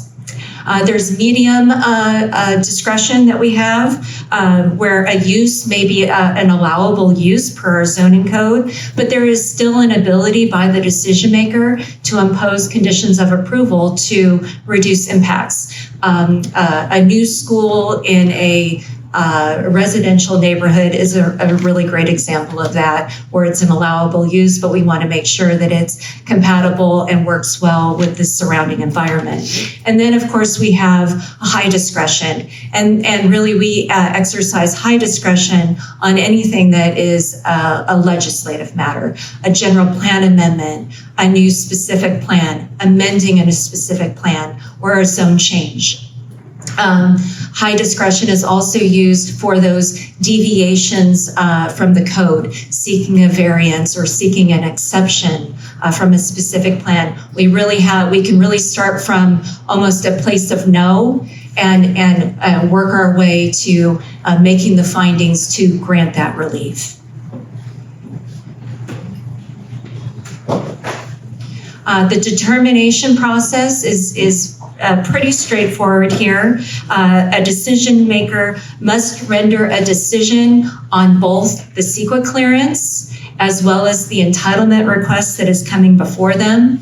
What will be issued is a letter of determination or a letter of determination, and an appeal period will be open. If an appeal is filed, the matter will be scheduled for a public hearing before the appropriate appellate body.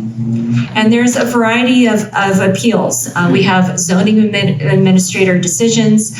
You could see some of those here, director level decisions, and then our deputy advisory agency, just focusing on the deputy advisory agency, which is again under the authority of the director on matters pertaining to the Subdivision Map Act. If you have a tract with units or lots that exceed 50, you're headed to the City Planning Commission for that appeal hearing. If it's under 50, you're going to the appropriate area planning commission.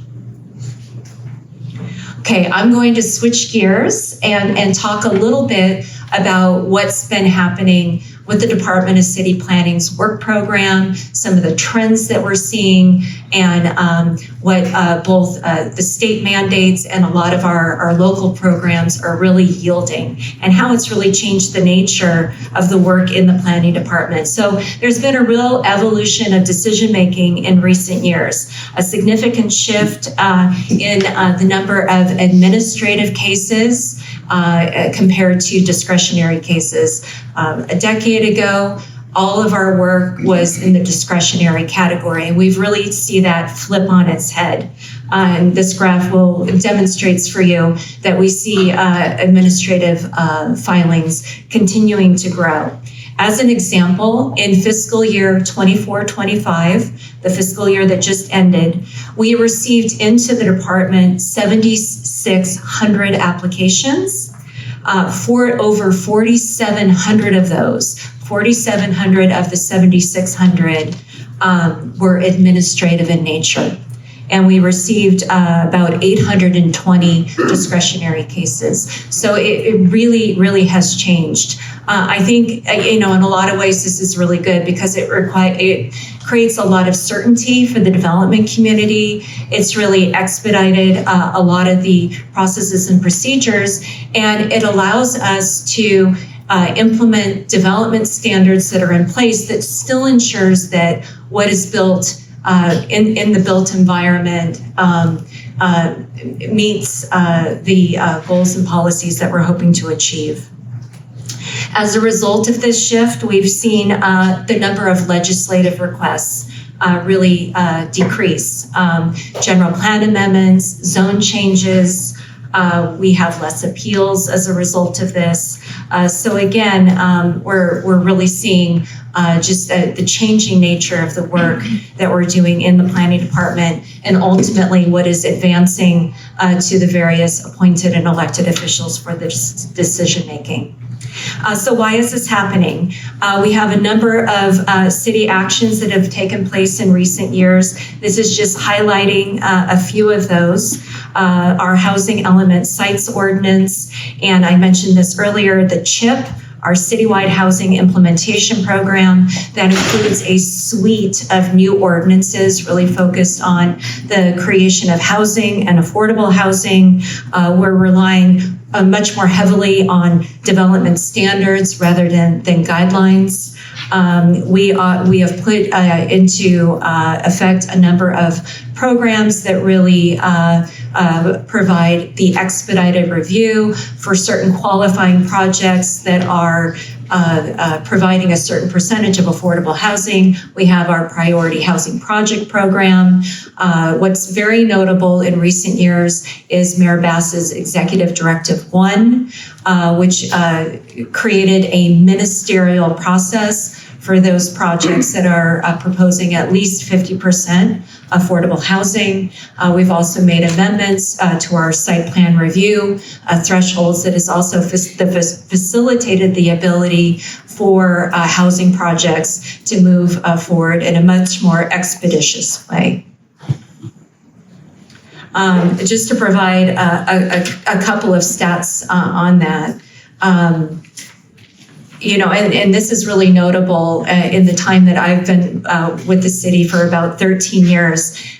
We do a good job of really tracking what's coming into the department, what's leaving the department. And for a second year in a row, the Department of City Planning has entitled more covenanted affordable units than market rate units. And so of the 28,300 that were approved in the last fiscal year, 21,000 of those were covenanted affordable units. That represents 75% of all housing units being approved. 3 fiscal years ago, fiscal year 22-23, I think we entitled about 3,500 total affordable housing units. So it is increased significantly. That's good news, and that's as a result of the work that we're doing in our policy work programs. We're also expediting case processing outside of just residential development, really focusing on both economic development as well as small businesses. The restaurant beverage program, our al fresco ordinance, and the very new DTLA 2040 alcohol and entertainment service streamlining.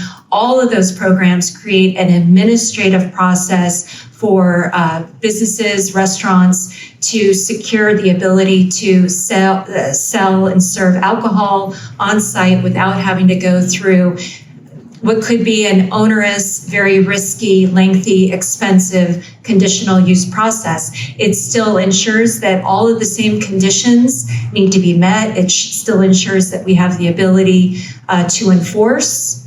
But it creates a lot of certainty, and it helps get a lot of these restaurants and businesses up and running much quicker, which has been really important to do, especially since the pandemic years. CEQA streamlining has been a big deal, and forever. Our three options on the menu was a negative declaration, a mitigated negative declaration, or an environmental impact report. And in recent years, the state has really created many more pathways with regards to CEQA. And we've got even more acronyms to talk about here. We have our SCIPPIs and our SKIAs that really tier off of the SCAG, the regional plans for the multi-county area that really create pathways, an alternative to producing an environmental impact report, which is a very heavy lift and often takes several years to prepare. Most recently, we have our housing element CEQA streamlining clearance, and this is really a statutory exemption for projects that were really contemplated and considered as part of the adoption of our housing element recently. And then even more recently than that, we've been starting to implement AB 130. This is also a statutory exemption created by the state. And so really projects that do include some form of housing and affordable housing can really take advantage of these streamlining measures. And we still have projects that need EIRs, but the number of EIRs we have in our department has gone down by half. We used to have between 70 and 80 in production at any given time. We're now in the 30s, low 40s. And it's really for the projects that really need that EIR, the expansion of major entertainment production studio campuses, medical campuses, a large multi-block campus-style mixed-use projects. Those still need the EIRs, but now we have greater capacity to handle those. So I talked about state mandates really influencing the way that we do our work. This is not a comprehensive list of all of the density bonus laws that have come into play in recent years. Every year we have a new suite of regulations that we need to dive into, understand, learn, and then apply in a very consistent way across not just the Department of City Planning, but the other departments that are involved in development services. And then we have the Housing Accountability Act, the HAA. Again, this really has placed some limitations on the city and its decision makers with regards to the ability to deny, modify, or condition certain projects, again, that have that affordable housing component. You can see here that there's a very high bar where we must show that there is a specific adverse measurable impact on health and safety with no feasible means to mitigate. And that's an incredibly high bar to establish for some of these projects. People have been talking about the builder's remedy rules. There's a lot of, that was just recently updated. Again, it was strengthened to, again, really constrain the local jurisdiction's ability to act in certain ways. Ms. Weber, I'm going to ask you to wrap it up a little bit because we still have some time for question and answer before we hear from Councilwoman Rodriguez. This was the last slide. Various zoning overrides are now in play. I think everybody's familiar with Senate Bill 9. That's been a big topic of discussion. AB 2011 allowing for large mixed-use projects on commercial in a ministerial way. So yeah, I'll leave it there and just conclude by saying and emphasizing that it's really the charter and the code that tells us what to do, how to do it, and what process to follow. And both our policy work as well as a number of state mandates have really shaped the way that we do our work today. So thank you. Thank you so much for your presentation.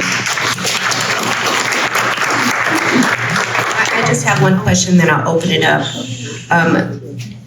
The last charter created the area planning commissions. And I've been curious about how that's working out as far as of what you all do. And do they have input? Have they been successful? Have they gotten up on the ground? I mean, Yeah, in fact, just yesterday, the Department of City Planning hosted a 6-hour training for all of the APC members, as well as the City Planning Commission and the Cultural Heritage Commission.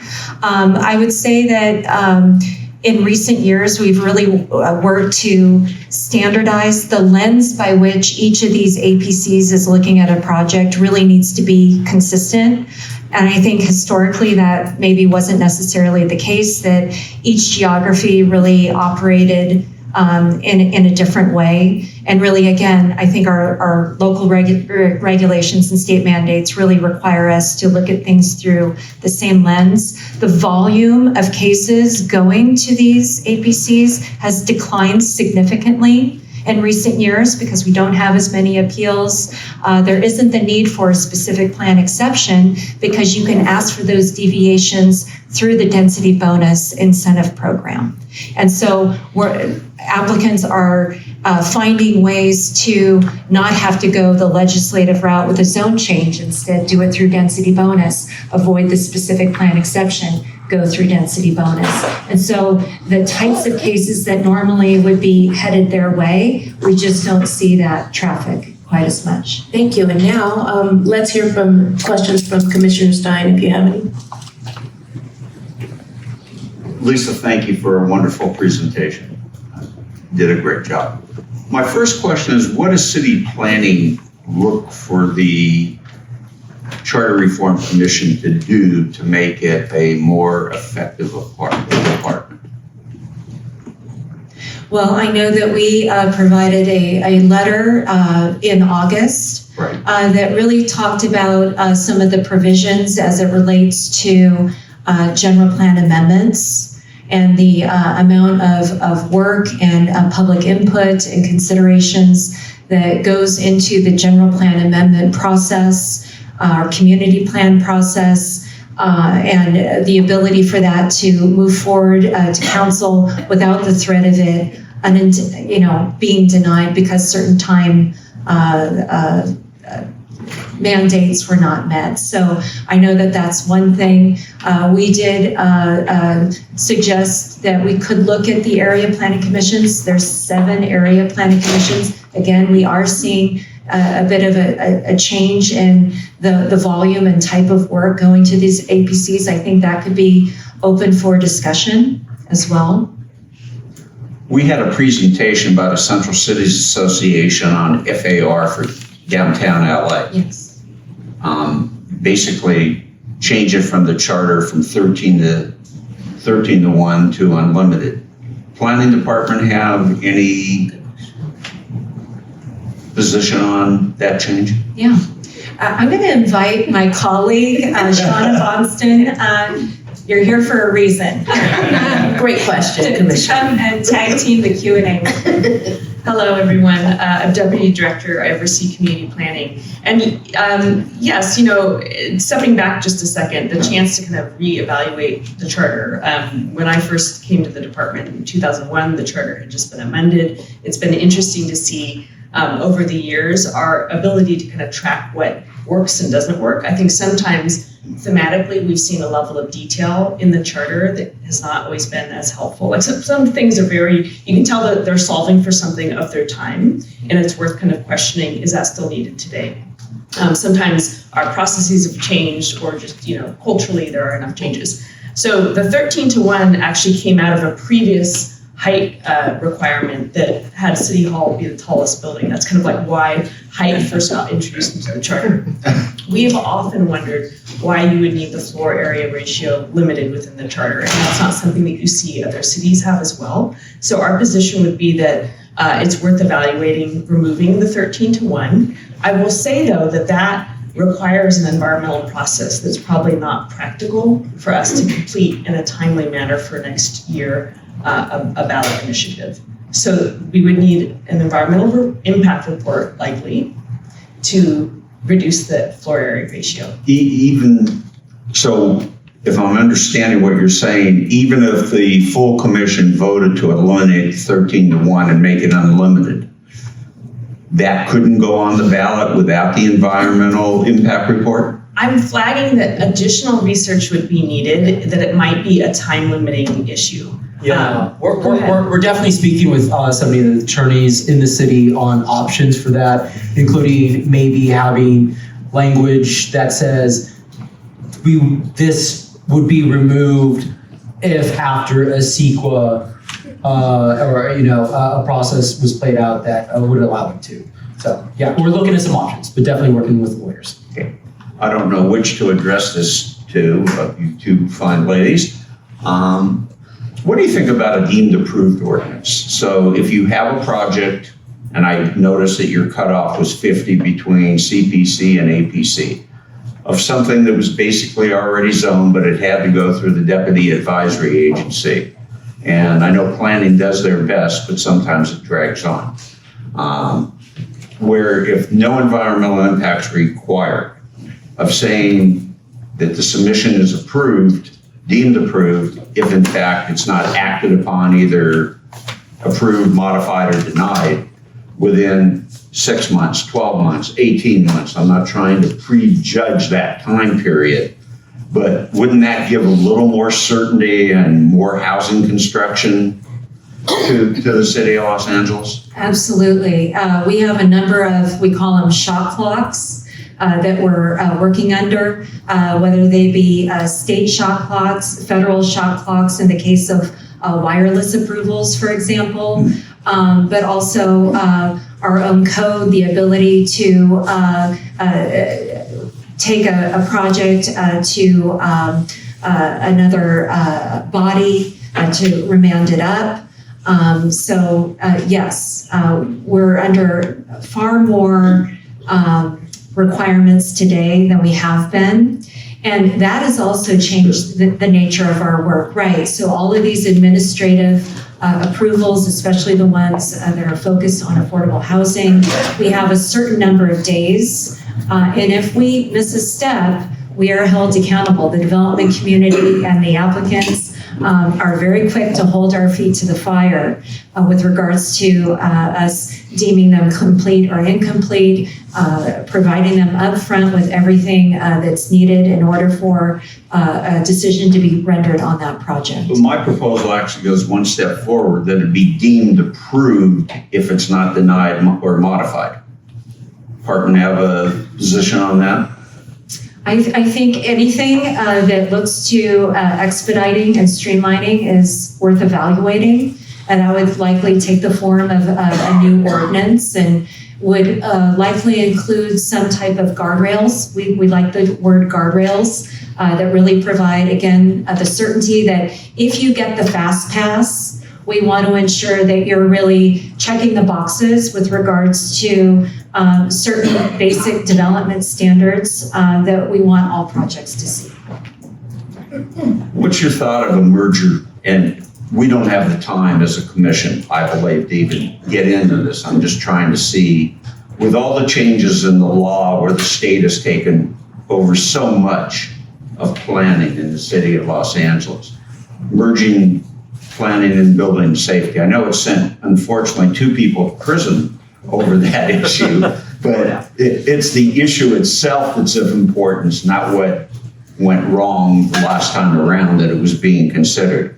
What's your thoughts on that? That's a great question, and this is something that has come up, and for smaller jurisdictions, in our county, it's common that you have a development services department that includes both city planning, building and safety, maybe also economic development or housing.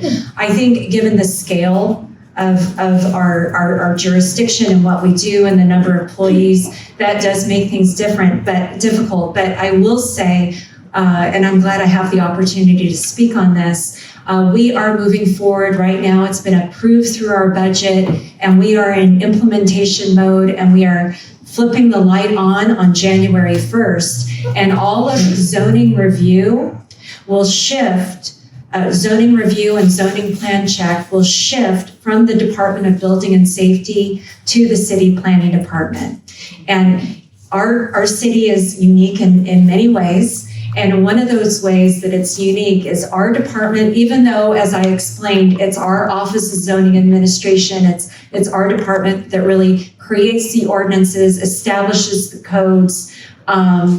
It's the Department of Building and Safety on a day-to-day basis that does the zoning plan check and ensures that compliance. And so it's been bifurcated. So we have zoning really happening in two separate departments. And so we are lifting up the zoning components from building and safety. We are joining them with our department and creating a brand new bureau of our department called the Development Services Bureau, where the Office of Zoning Administration, a new entitlement review, streamlined program, and all of zoning plan check from building and safety and expanded case management. It will all exist within one umbrella. And we're really excited about this because it's going to help with the late hits, and it's going to help with those moments where building and safety and the Department of City Planning may not be reading the code in quite the same way. I have two more quick questions, if you'll bear with me. The first is you spoke about community plans in your presentation. How many community plans were approved in the last year, a revised community plan, and how many are expected to be approved in the, let's just say, next 2 fiscal years? I can speak to that. I oversee the community planning program. So in the last year, 3 were approved. So Hollywood was approved, and then downtown actually combined 2 existing community plans into a single one. The downtown plan also introduced our new zoning code. So you heard reference to that, Chapter 1A of the code. Really looking at front-ending those development requirements and being really more transparent as a code. It's a large, and I'll take a moment to just say it's a very large endeavor to update the zoning code in the city. And we can't do that through the stretch of the entirety of the city, so we're doing it through community plans. So downtown was the first one to do that. Upcoming, we have Boyle Heights, which is currently in a city attorney review and then the final processes. So the city council has approved that. That is just kind of getting final amendments and then should be effective in the next year. We also have 2 plans in the Harbor and Harbor Gateway area that should, in the same kind of process. We just got approved through council. That's undergoing a form and legality review and some updates to the Chapter 1A portion. So those should be approved in the next fiscal year. Following that, we also have no less than 7 other in process, and those are probably looking at the next couple of years after that. That includes the Southwest Valley with 3 plans and the West Side with 4 plans. Last question. With so much being taken over by the state and taking total discretion away from the city of Los Angeles or local control, how much has the workload of the department dropped? And I would say that's the question I need to hear. No, I would say it's absolutely increased. And for us as a moving target to work on something like a community plan, which again, many of our plans are 20 square miles. Those are the size of small cities for sure, right? They take many years in the process. And if there's a moving target from the state about what gets approved or what is now allowed, that takes more time rather than less. That may eventually change, but for now, because we're trying to adjust and accommodate And, there's a lot of groundwork that happens, obviously, when we do local land use planning, when you're able to kind of take a look at where density makes most sense. And so it is certainly more work than less for now. Thank you. Thank you. Commissioner? Thank you very much. Appreciate the presentation from both of you. The community plans, as I understand, are not in the charter other than as an element of how to break down the geography for implementation. So that the process of consolidating those or, how we may effectuate those being implemented more quickly, that's within our control without a charter recommendation, as I understand it.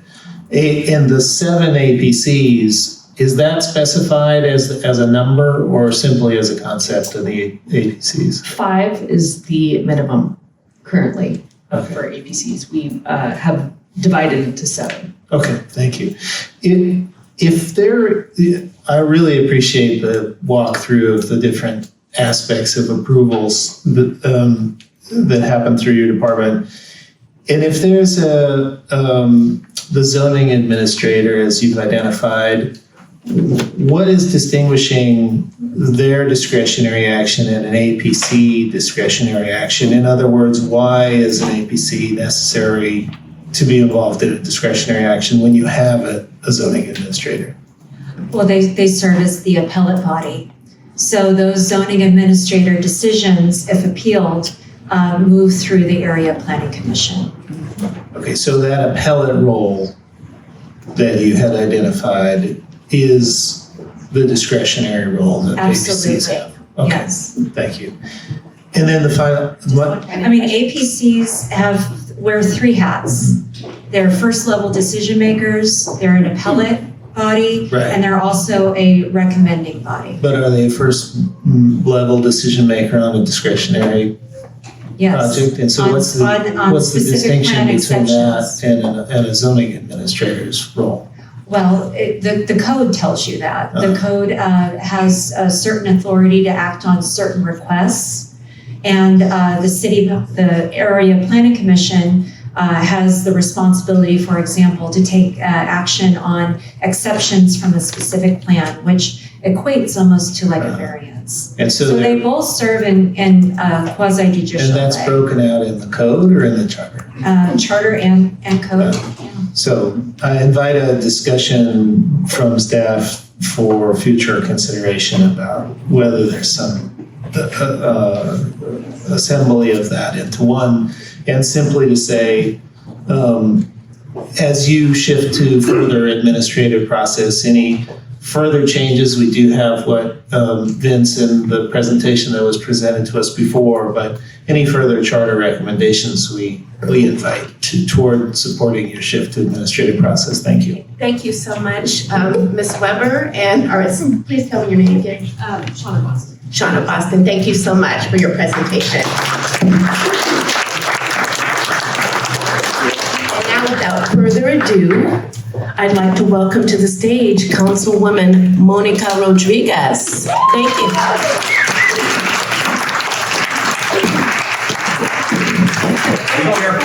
Oh my gosh. Well, good morning, everyone. Oh, it's so nice. I see some Public Works Commissioners here as well. Thank you all for being here this morning. So, well, I'm going to be me. That's what you're all used to. So, good morning and welcome to Pacoima City Hall, and thank you all for being here this morning. And I want to thank the commissioners for your work and your service in this role. Now, I'm going to be candid for members of my community about what this process is, what it looks like, and how it's formed. And I'll be honest, as an elected official, I wish I was more clear with the intent and procedurally how your work is going to materialize in reforms that actually get to the salient concerns of members of the public. And so I'm concerned about it with, in terms of, for me, the lack of clarity and just procedurally as you're here. And again, I thank you for your work and how the commission has broken up some of the conversations with respect to infrastructure.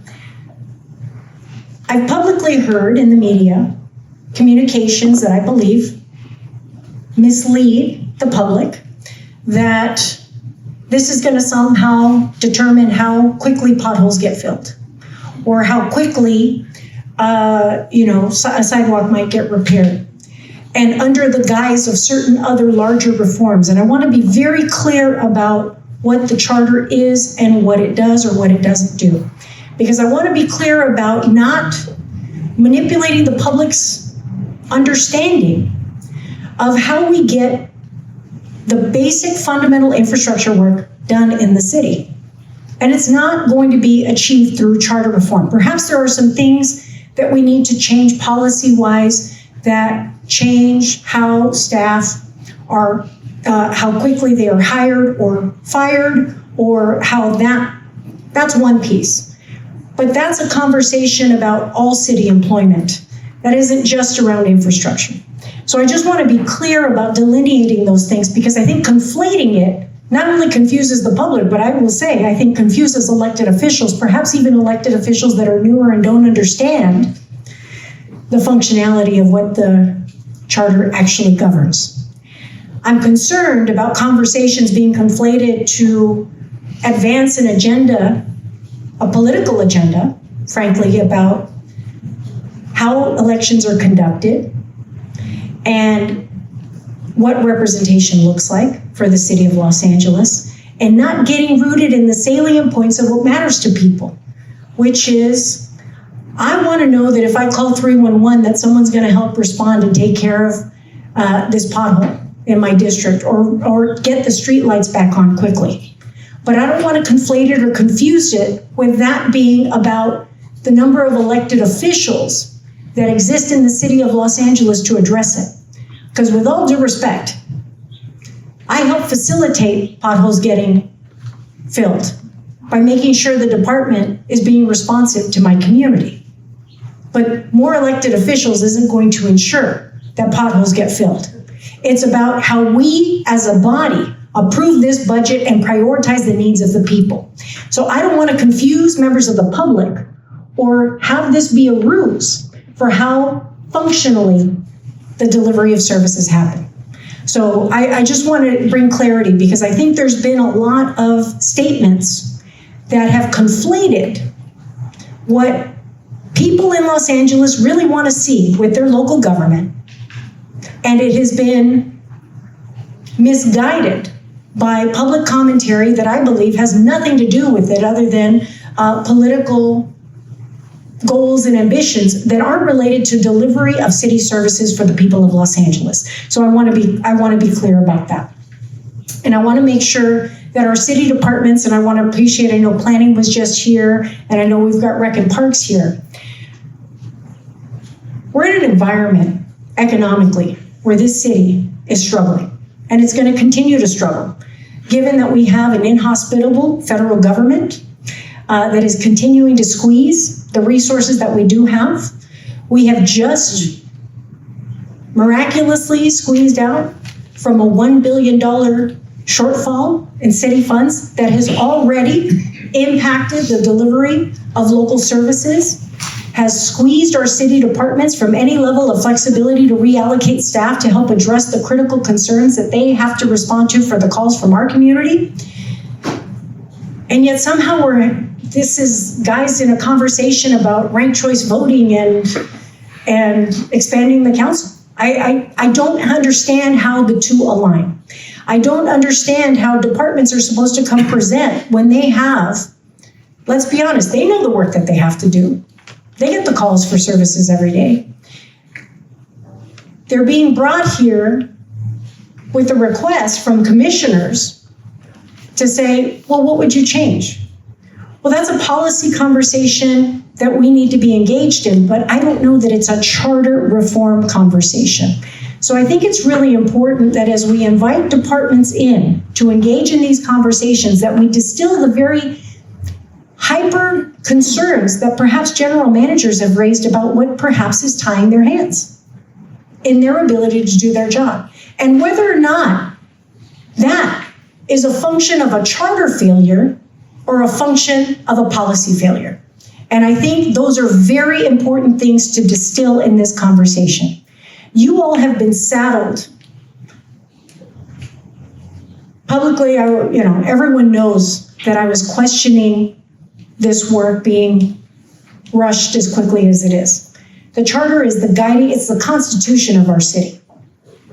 I don't know about you, but when the Constitution of the United States was created, there was a lot of thought and depth and work, and it used to be that there was far more engagement about how we make changes to that document, because it would have real and detrimental impacts to how the governance structure is and what representation looks like.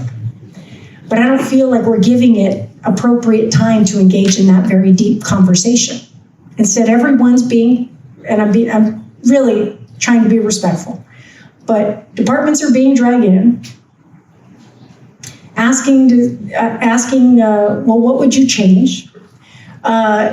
Communities being pulled from their daily life, from being able to access government as they know how, and being, I think, misled or misguided in terms of what are the salient things that are going to really be changed or what's being proposed. And I think this is all being really rushed, and I have some real reservations about it without distilling very concretely what is it we're trying to fix. And I think it's really important. You've had a number of different conversations, and again, it's still not really clear to me when we're having an infrastructure conversation here in the Northeast. Infrastructure is a conversation that happens throughout, all parts of the city. Everyone's suffering with frustration around that. I'd like members of my community to be able to engage with all commissioners about what we think real governance structure looks like, if we're going to have that conversation, or if that's the real impetus and motivation behind this Charter Reform Commission. Because I don't think this is something that should fly fast and loose. For members of the public that are here, what you should know is that I introduced a motion several months ago that sought to have commissioners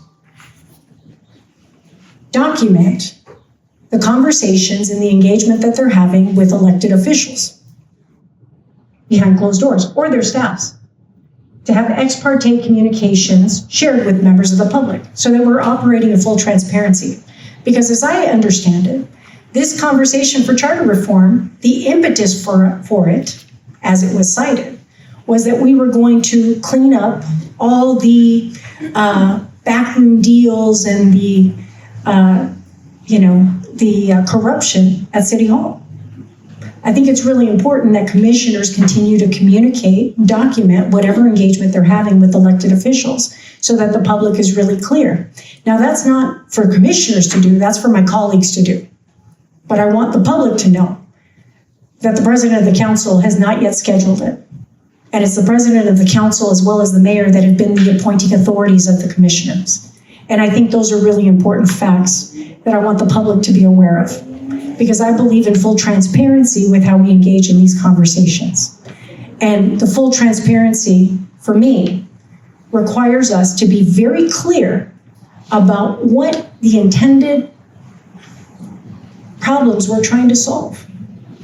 Because this is a lot of work, and it's a lot of time. It is a lot of people's time here that are taken away from their livelihoods. Obviously, you all have day jobs as well, and you're dedicating yourselves to going around the city and engaging in these conversations. But let's not waste the public's time. And let's focus on making sure that we are going to hone in on the parts of the charter that are really the problem that we're trying to solve. But I don't want to misguide the public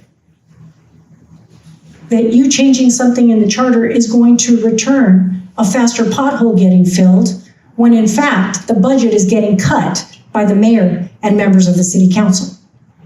So again, I say this with all due respect, because I want to make sure that this government operates for the people of this city. We have been trying to impart the public,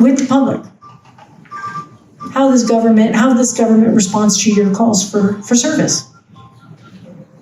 But there are some things that are being cut just merely because the budget is getting cut. It has nothing to do with the charter. It has everything to do with the squeezing of city staff and services. And I know some of you know that history all too well as former city employees and former department staff. So again, I want to thank you all for being here today. My point in being here this morning with all of you is to publicly say that I have some real reservations and concerns about how this work will ultimately materialize and whether or not it gets to the root of what the public really wants to see happen with their local government. And I don't want it to be misguided or simply a ruse for some other political agenda that frankly doesn't get to the root causes of what Angelenos want to see their local government responding to. And I believe what they want is quality services, greater investments in making sure that street services has the right staffing, that street lighting can get the lights back on, that sanitation is going to pick up their trash. And oh, by the way, that you're not going to constantly get charged for supplemental charges to get basic services that you would get in any other city in the nation. And I think those are really important things for people to focus on in these conversations. But I'm asking the commission and the staff for the commission to be really clear about if there's an agenda, don't misguide the public. Be real honest about the work that you're doing, because this is going to be significant changes to our city charter and how it governs and how it works in the city. And I want to make sure people are trusting of their local government and not finding out, much like we saw in other elections where people just blindly approve something because the county advanced it, then turns out it undermines something critical in terms of services that the public wanted. We have examples of the failure to rush something through. It just happened with the county. So I would really urge this commission to hone in very acutely on the parts of the charter that you think are most relevant to really untangle perhaps what is being, and again, maybe it's conversations around civil service, maybe whatever it is. But I think you should go in with a very narrow agenda focused on service delivery, because if we're going to have a conversation, you're going to drag in all the city departments to come have a conversation with you. That's staff time that we know that they could be doing and helping to work on our parks, work on planning issues. You ask any developer in the city, they complain about the length of time that our city departments take to respond to their issues. Well, with all due respect, if those city departments are getting dragged in to talk to you, then that's one less thing that they have to prepare to come in and talk to you about these issues. That's one less project that they're working on in the city of Los Angeles right now as their resources continue to get tightened. As they're currently being told by the mayor's office, cut another 5% out of your budget for the next fiscal year. So this is not, I don't want to put you guys out. I know the city employees are a little nervous right now because I'm saying all those things. I'm saying the things that you can't say. That's what I'm here for. Because I need them to be successful, to serve my community, to serve the people of this city. And I don't want their time to get sucked up being part of a process that is so broad in scope that in the end, frankly, has just exhausted a lot of limited resources and energy that they have to be effective in the roles that they have. And so that is my request to this commission, so that we can make sure that we get to the most salient points of what people in the city want to see. And that is more expeditious delivery of city services. That is to make sure that if someone wants to develop in our community, they're not stuck for years waiting for a permit, or getting the approvals that they need, or getting the electricity turned on. But as much as they're gonna come, all these staff members that are gonna come in and present to you, that's time that they're not doing their regular job because they have to prepare for these conversations. So I just want to be mindful of the work of this commission to make sure that we're setting up our city family for the success that we all need them to have, especially in the wake of the fact that we have a more difficult and struggling financial outlook in the city. Thank you. All right, thank you very much. I think we need just a second to get the Board of Public Works presentation set up. Thank you. Next presentation from the Board of Public Works. We have Steve King and Jenny Chavez. So welcome to the both of you. Thank you. Thank you very much. So good morning, everybody. And first, my name is Steve King, and I have the honor of serving as the president of the Board of Public Works. And I also wear another hat, recently appointed as the mayor's chief film liaison. And I'll also have my colleague introduce herself.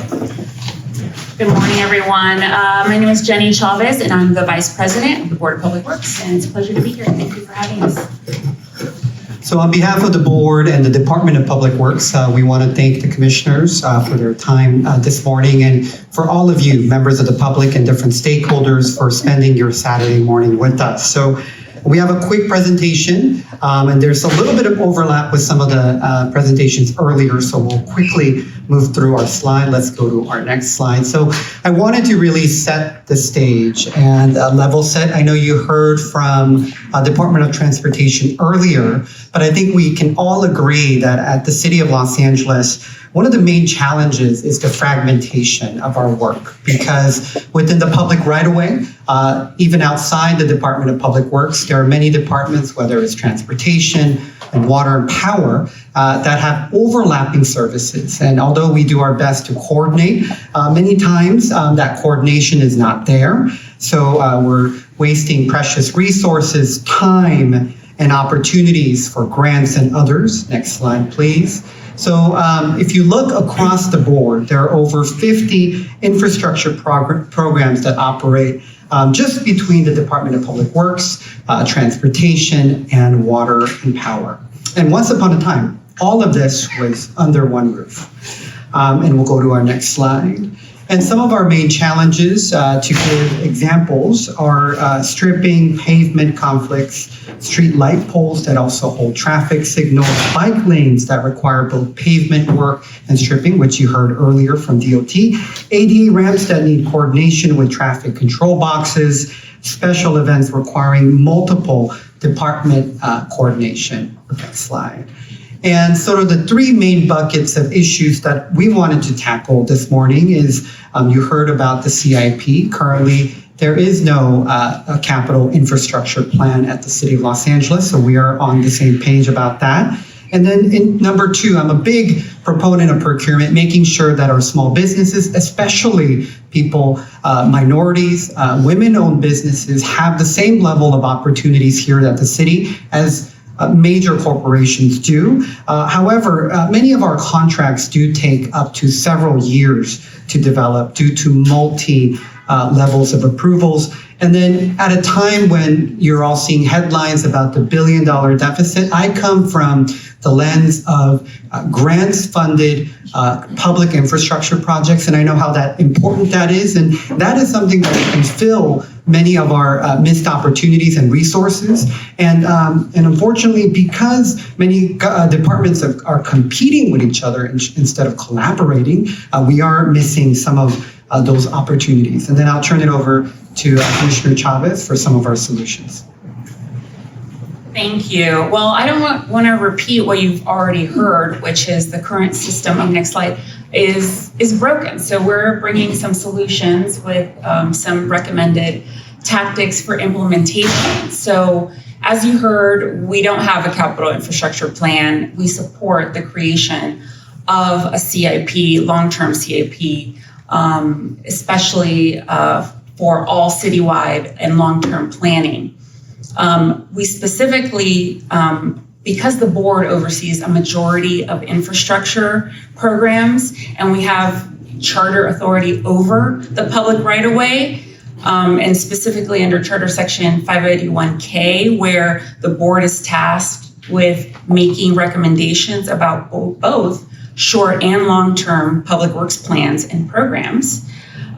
We see a need for comprehensive planning across departments, and we believe that this should be housed in an Office of Infrastructure Management in the Board of Public Works. Next slide, please. The reasons for this are oh, you skipped, that's okay.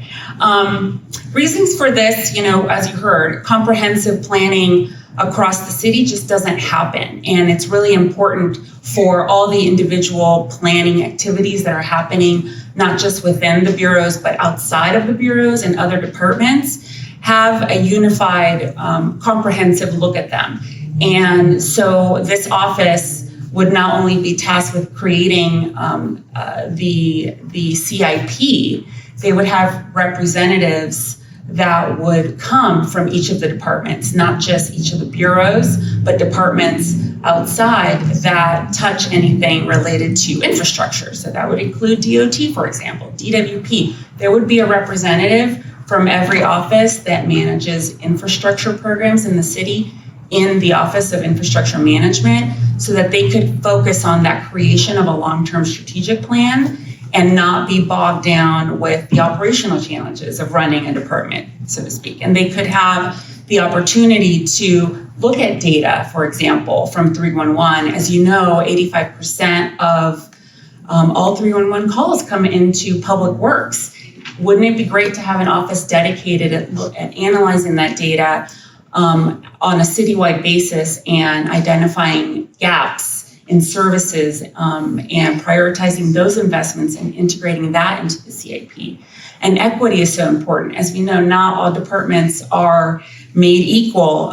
It's important that those departments every department have equal access to planning resources rather than just the well-funded programs being able to afford those services. And in addition, this office, it would be important for this office to not only prepare the CIP, the long-term CIP, but also be formally called out in the charter to prepare and update annually, also to act as the lead coordinator for all infrastructure projects involving multiple departments, and be granted authority to resolve interdepartmental conflicts on infrastructure priorities. There should also be a mandatory consultation requirements for other departments on projects that affect public works. Next slide, please. So, sort of in the same vein, since the lack of or maybe not the best coordination currently occurs amongst departments in the city, and I'm sure you will continue to hear that as you hear more from the public and stakeholders, elected officials, and other departments. As you have heard, it's not a secret that the design, the planning, and the execution of projects, especially in the public right-of-way, are not housed in the same place. There is no unified oversight. They are located in different departments. And even though we are one city, departments have different core missions. So we believe that all activities that are over, on, and under the street should have unified oversight. And this is something that was detailed in the 2017 CAO report that was done by a Fuse Corps fellow. It was mentioned earlier by our DOT general manager. That specific report was a 2-year report. It took 2 years to implement. It was over 400 interviews, both outside and inside the department. And their number one recommendation was to unify and to bring all of those activities under the Department of Public Works. By combining all of the street service and street activities under this unified management, it would resolve a lot of the conflicts that we are currently dealing with, that the public deals with on a regular basis when their striping doesn't happen because there was, a missed coordination on the paving schedule, for example. Next slide, please. So, and also putting all of the functions under the board would avail them of the benefits of having a full-time board, which is the regularity of the meetings, the dedicated oversight that the board has over specifically infrastructure issues, the regularity of our meeting schedule. We meet 150 times a year, 3 times a week, and there's a reason for that, because we approve 85% of the city's construction contracts. So every city department that has an infrastructure project, not just DOT, but Rec and Parks, libraries, police, the airport, everyone has to go through the Board of Public Works, because we approve and award all those contracts. So that I'll move back to Steve. Oh yeah, and this is just a little bit more of just best practices. I specifically called out San Antonio and Dallas because they went through a consolidation under Public Works in the last decade or so, but they certainly experienced improved project delivery, enhanced coordination, and by integrating the expertise, they were able to execute projects with the full understanding of the planning intent. So we call out Measure HLA and Mobility 2035 projects specifically because the whole reason that Measure HLA exists is because the public was tired of and unhappy with the way that, or the lack of those projects being delivered. And so they took it upon themselves, which I can't blame, to make that happen, to force that coordination to happen.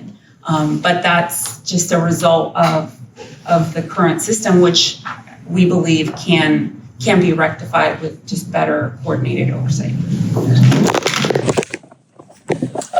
And just a little bit about our history and our current dynamic is that the board was founded by the voters of Los Angeles to ensure that we protect our democratic process, our commitment to community engagement, an honest and transparent oversight. So before the board, we had a single superintendent that oversaw public infrastructure. But when you concentrate billions and billions of dollars and all the powers that come with public works into a single individual, that led to corruption. So because of that, the voters of Los Angeles and the leadership at the time created this board, making a 5-member citizen body. We're the only full-time commission, and we collectively are the general manager of the 5 critical infrastructure bureaus. So street services, lights, engineering, sanitation, and contract administration. And you might have heard, why, you're unique. Why does LA have this board and no other major city has it? I think it's because we have a rooted investment in how we speak to the people of Los Angeles and the diversity and the size. The 5 of us, we're political appointees, but we weren't just, appointed just for the sake of being political appointees. We all bring lived and professional experiences. We all bring diverse backgrounds. For myself, I've been a big advocate on the outside in the nonprofit, working on mobility projects, planting thousands of trees, building affordable housing. So I bring that lens. And then also as contractors for the city, I'm troubleshooting the needs and the issues of those contractors. And VP Chavez here, she's worked in high levels of government at City Hall. So she is that policy expert that we rely on when we're changing. We have a labor leader who has dedicated his entire life to the labor movement. So he's been able to triage not only labor issues within the board, but throughout the city, being a sound counsel to the city council and to the mayor. We have a former a judge and an infrastructure attorney. So she's bringing that judicious oversight and governance to that board, and collectively, we make decisions as one body. We don't all agree all the time. There are times when there are no votes. So you can't tell us that, you're just rubber stamping, because that is not the role of the board. And next slide. And you'll hear a little bit more from Chris Westhoff immediately after. But as Commissioner Chavez mentioned earlier, we meet 3 times a week. I've served on a voluntary board. I've served on an area planning commission. And let me tell you, there's been so many times where we couldn't meet quorum because we all had day jobs, that cases were pushed off months and months away. And that was to the detriment of the people of Los Angeles. But the value of, let me tell you, in the time that we've served, close to a year, we've never canceled a meeting due to quorum. We made a promise to the people of Los Angeles, and we don't have a months-long summer recess. We're year-round. So we made a commitment where we meet Monday, Wednesday, Friday, processing contracts in an open and honest forum, making sure that your tax dollars are being invested soundly and bringing our representation. In addition to our professional expertise, we're also representing all the diverse communities that Los Angeles has to offer. So let me turn it over now to Chris Westhoff. May I ask one question first, please? In the past, the 5 members of the Board of Public Works were each assigned 3 council people. Has that continued now that each member has 3 council people that they're responsible to their demands for? Correct, because under the charter, we're asked to devote our entire time to the board. Each of us have 3 council districts. So I have Council District 10, 7. So thank you all for coming to Pacoima. I was here Wednesday night addressing Pacoima Neighborhood Council. So thank you to our neighborhood council leaders out here. And then also at Council District 12. So I have 12 in the Valley, 1 in the Central and South LA, and same with all the other colleagues. In addition to that, we also have special projects that fall under based on our background expertise. So I have all the trees issues, pure water is another one, and some of that. Yeah. Thank you so much, and let's welcome Christopher Westhoff. Thank you. Commissioners, so you get an idea of what my background is. I had a 35-year career with the Los Angeles City Attorney's Office, 27 of which I was Public Works General Counsel.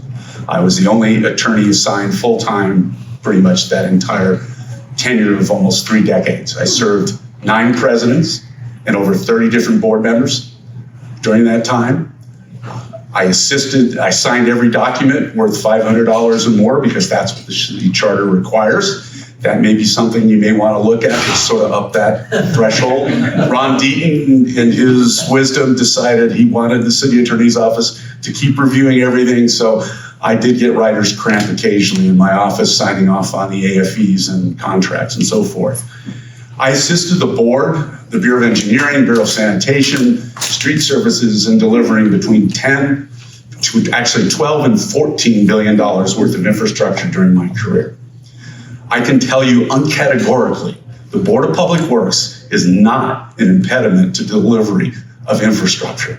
In fact, they facilitate it. And I can just refer you to some projects that were completed in the early 2000s. We had a fire bond program, we had a police bond program, and we had a library bond program. And each and every one of those programs where we were coordinating with departments outside of Public Works, the Bureau of Engineering and the Board of Public Works was able to deliver more structures than were originally programmed into all 3 of those programs. You have 2 buckets of CIP that you're talking about. And by the way, I'm a firm believer in CIP planning. The more planning you do, the better off you are. The problem is not all of the problems in the streets, which seems to be the emphasis of where that issue is within the city of Los Angeles. For instance, the gas company, Southern California Edison, cable companies, they all have access to the public right-of-way. So you have to bring them into the picture and coordinating what happens within our streets. But Public Works oversees a lot more than just streets. You have 7,500 miles of sewers, 3,000 miles plus of storm drains, millions of street trees. All of that is under Public Works. Probably 13 to 14,000 miles of sidewalks, also under the jurisdiction of Public Works.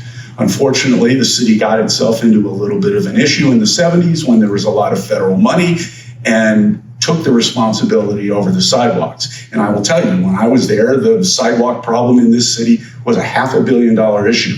We still haven't solved it because the responsibility is on the city. And where are we going to find a $500 million, or now probably 3/4 or $1 billion to fix all the sidewalks that are upheaved by our beautiful but sometimes troublesome street trees?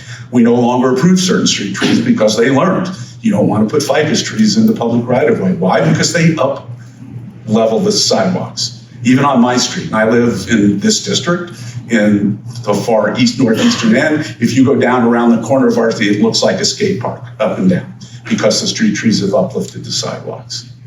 But public works is not an impediment. In fact, they have in the past implemented, like I said, billions of dollars without any problem. When was the last time you heard of a public controversy involving public works? When was the last time you heard of any corruption, any improprieties within the Board of Public Works? You haven't. My job for 3 decades was to protect the public bidding system. That's why the board was made a full-time board in 1906. So when we celebrated our 100 years in 2006, the Board of Public Works had never broken a quorum in all that time. So they are full-time employees. And the people who were bright enough to see in 1906 that you wanted to protect the integrity of that bidding system, that's why the Board of Public Works is full-time. And just because it is unique, just because it is different, doesn't mean it needs to be changed. In fact, I would celebrate it because government needs to be transparent. Transparency makes the public understand what is going on. And when those commissioners open bids every Wednesday at 10 a.m., it's transparent. When they award contracts, it's transparent. The Board of Public Works is where government and the public intersect. The Board of Public Works holds hearings on multiple things. You want your street tree removed, you go to the Board of Public Works. If somebody opposes that, you'll have a hearing on whether or not you're going to be able to remove your street tree. Or a protected tree, an oak tree that might be in your backyard where you want to put an ADU. You have to go to the Public Works and you are heard. You may not always get the results you want, but you are heard. If you are a property owner or a business in downtown Los Angeles and you need to put your trash bins in the public right-of-way in the alley because you have no other place to put it, you go in front of the Public Works Board and they can grant you that permission. You saw in planning about al fresco dining. Well, I can tell you that it was Maureen Kindle in the mid-'80s who started the whole concept of allowing restaurants on revocable permits to encroach into the sidewalks where they were wide enough to allow pedestrians to get by, but also provided seating. That was the Board of Public Works. When we had the Northridge earthquake, thousands of people were in trouble. They had lots of damage. We implemented emergency contracting practices. We created a one-page contract. The CAO, the city attorney, the Board of Public Works, and the Bureau of Engineering oversaw hundreds of contractors that signed that one-page contract, provided their insurance, and they were able to go pick up the debris throughout the San Fernando Valley at no cost to the property owners. That's what this board provides. And the only words I have heard, and I've listened to a number of the hearings or presentations in front of your commission, was it's outdated, it's archaic, it needs to change. I vehemently, and I care about the city of LA and I care about this board, I think that would be a huge mistake to do that. I think their benefit to the city of Los Angeles and to the citizens can be summed in one question. Are the citizens better off with the full-time board or without a full-time board? And I can tell you, in my experience of 3 decades of being with them and dealing with the incredible people that we had wonderful commissioners throughout that time. I mean, we had Merle Evers, we had Kathleen Brown, we had Ed Avila, who was still serving on Project Restore. These were wonderful. Felicia Marcus, one of the founding members of Heal the Bay. Tom Bradley, incredibly smart human being, brought Felicia Marcus onto the Board of Public Works, and she became the president of the Board of Public Works while we were starting to redo the Hyperion wastewater treatment plant. We have, and I've met with all of your current commissioners, and I think the mayor has done a wonderful job in bringing these 5 people together, and I think they will represent what is good about the Department of Public Works and the bureaus. So Thank you. I don't think you'll talk to anybody who knows more about how Public Works operates than I do. So I am open today or in the future for any questions that you have about the organization and how it works and how it doesn't work. Thank you. We have plenty of questions. Thank you all for your presentation. And before we get to any questions, if I could ask you to introduce any other commissioners who are here today. Sure, we have the full board. Aside from us, we have Commissioner Grant, Commissioner Mitchell, and then Commissioner Cardenas. So all 5 members are present. All right, thank you so much. Well, as you know, we held a lot of our commission meetings in your beautiful headquarters, which is really stunning. But as you also know, because you've been paying attention, that a lot of our presenters have wanted to do away with the Board of Public Works. We have had presentations where they talk about the history, and they had a picture of 5 fat cats sitting around a table smoking cigars and drinking whiskey, and they were appointed by their buddy, the mayor, whoever that was. So you know the task that's before you. So I want to thank you for coming here. I'm going to turn it over to my fellow commissioners for their questions, and it's going to be robust because, as you know, this is one of the maybe the most important question that we're going to be dealing with as far as shall we keep you all or axe you? Okay, I'm going to give my questioning over to Commissioner Schlageter first. Thank you, Chair. Thank you all for being here and the entire board, as you said. So appreciate this. I think I have two strains I'd like to follow: accountability and transparency as it relates to, well, since the chair laid it out as a fundamental question we're being asked in terms of the value of the board. So in the structure of this discussion about delivering infrastructure, and Ms. Cornejo from DOT mentioned this concept of accountability of the general managers and the bureau directors and the general managers that you deal with as well. That when assigned a priority from the executive office, if we are looking at the mayor as the executive office of the city, that the general manager is carrying out the priorities set forth from the executive office and the council, that the accountability passes through the mayor. The mayor is expecting the general managers to deliver on projects and services and priorities. And, whether it's council or budget or CAO, there can be a lot of second guessing of those general managers. But ultimately, the accountability is at the mayor's office for the appointment and firing of and replacement of general managers.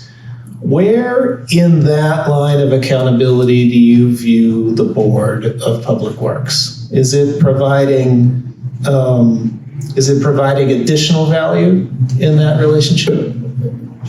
I'm happy to take the first. I believe that it's providing a different value, added value for that matter, because although we're also appointed by the mayor and confirmed by council, I think we have a bit more autonomy than the general manager of DOT or planning or any of the other departments, because we went through a rigorous city council confirmation process, and our term, technically, although we can be fired at any time, is 5 years. And because of that political calculation, I think it's a little bit more difficult to remove a public works commissioner versus a general manager, given that sort of that political calculation. And also the reason, the other benefit is because we've been empowered at this level as sort of the CEO of the Department of Public Works, we're able to cut through all the bureaucracies in terms of the departments that we oversee, the 5. But I think where we have issues is that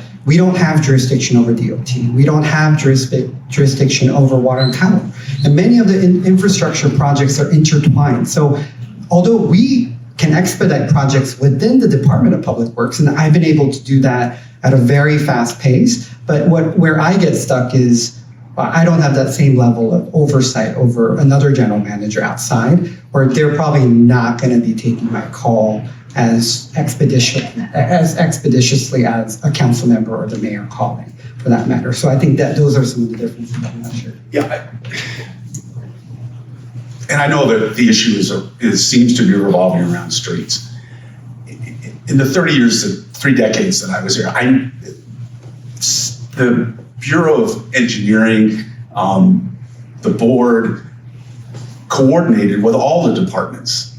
I mean, it worked. I mean, engineering knew their contacts in DOT, and DOT awarded contracts through the Board of Public Works, and it worked. I didn't see any serious impediments to getting it done. Were there impediments to coordinating between Department of Water and Power, which has access to the streets, and again, the outside people that we have very little control over, but have a right to be in the public right of way, like the gas company? Yes, and that's why the street damage restoration fee was created, to sort of, make sure that people weren't doing it internally. Engineering and DWP got together to make sure that their street services plan, engineering's plan, and DWP's plan coordinated so that we weren't cutting streets that had been recently repaved. So there was coordination. Now, does it make it any better if DOT and all of it's under Public Works? Maybe. But again, I have not seen a serious delay in implementing street-related projects because there is that little split between what DOT does and what street services does. Your issue with street services, quite frankly, is budget. Fixing potholes is about money. If you give them enough money for 10 more crews to fix potholes, they'll send out 10 more crews to fix potholes. The issue is general funded responsibility. CIP gets cut before anything else. Sanitation doesn't have to worry about their sewers because they have a sewer construction maintenance fund. Let me take it, sir. I appreciate your enthusiasm, and I am equally enthusiastic. But let me take this back to the structure of the commission level, because the question is, there's a couple questions. One is, what should the design of Public Works be, and should it incorporate or be reorganized with some other departments, et cetera? But there's also this question of, how are projects getting delivered, and is it expeditious enough, and is there an accountability line back to the executive office? If the executive office is overseeing general managers, so it doesn't have to be a streets question, it could be a water question. We have a general manager of the Department of Water and Power, that has a commission. We have a general manager of sanitation that's under the Board of Public Works. What you're talking about is a need to have coordination that could happen in a couple different ways. And there is a need for accountability over those general managers. And a core component of that, which may not be part of this conversation, it might be part of personnel or some other government structure question about how those general managers are empowered to take action. But my question is, how is that accountability benefiting from or interfered with the fact that there's 2 commissions in that water example that are appointed by the mayor and the general manager is appointed by the mayor? Is that are we putting too many cooks in the kitchen, or is there added value in having a concentrated, focused set of commissioners working on this topic? Part-time commissioners have a part-time job, and they meet once or twice a month. They're not dealing with the day-to-day operation of the department the way the Board of Public Works does. They are not every Wednesday opening bids in an open session and then ultimately making the determination of the lowest responsible bidder. They're not holding hearings on whether or not a bidder is a responsible bidder or not. I mean, those are unique to Public Works, and those are unique to having a full-time commission available 3 days a week. You don't continue anything. You can hear something on Monday, and if you need more information, you can have it back on the agenda on Wednesday. Whereas if you are a part-time commission, if you hear it here, you're not going to hear it again for at least a couple of weeks. So it's unique, and it is. So part of your answer is there's added value in the concentration of having a paid full-time board. I totally got it. Okay. Yes. I hear that. And in terms of the structure of accountability, is it added value to have commissioners on top of the general managers getting the direction from the mayor's office? Government is political. You have a mayor, you have a council. I have seen instances where the mayor's office has tried to influence Public Works. Very, very few, but there were a couple. And I've seen where the council then stepped in and solved the problem of what the mayor was attempting to do. And this was back under the Reardon administration, and it involved full secondary at Hyperion. So it was an incredibly big project. Government needs to be transparent, and it needs to be responsive. It doesn't necessarily have to be as efficient as we think private enterprise is, because of the transparency and because of the discussion that has to go on. What is in the best interest of the public? Because that's got to be job one. And 5 citizen commissioners who are also residents of the city of LA, who are listening to the people who come in front of them and are making those decisions collectively rather than as a unified force and a general manager. Thank you. Bottom line it here. I think it's a bandwidth issue first and foremost. Having a dedicated full-time commission that's focused on infrastructure, because you may be shocked to learn this, but infrastructure isn't always the top priority in the city. When you're talking about the mayor or the council, other more visible crises tend to take over. But as we know, catastrophic things happen when you ignore investment in infrastructure or a dedicated oversight of infrastructure.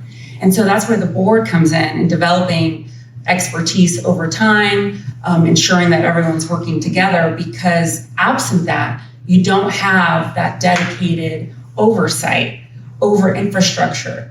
But for the Board of Public Works, there wouldn't be a dedicated emphasis on ensuring that infrastructure continues to be developed in the city, to highlight it and to provide a public forum. So the transparency and the public accountability are other critical pieces, because it is unique to have a structure where essentially the general manager is making decisions in public view, listening to the public and reacting and adjusting in real time.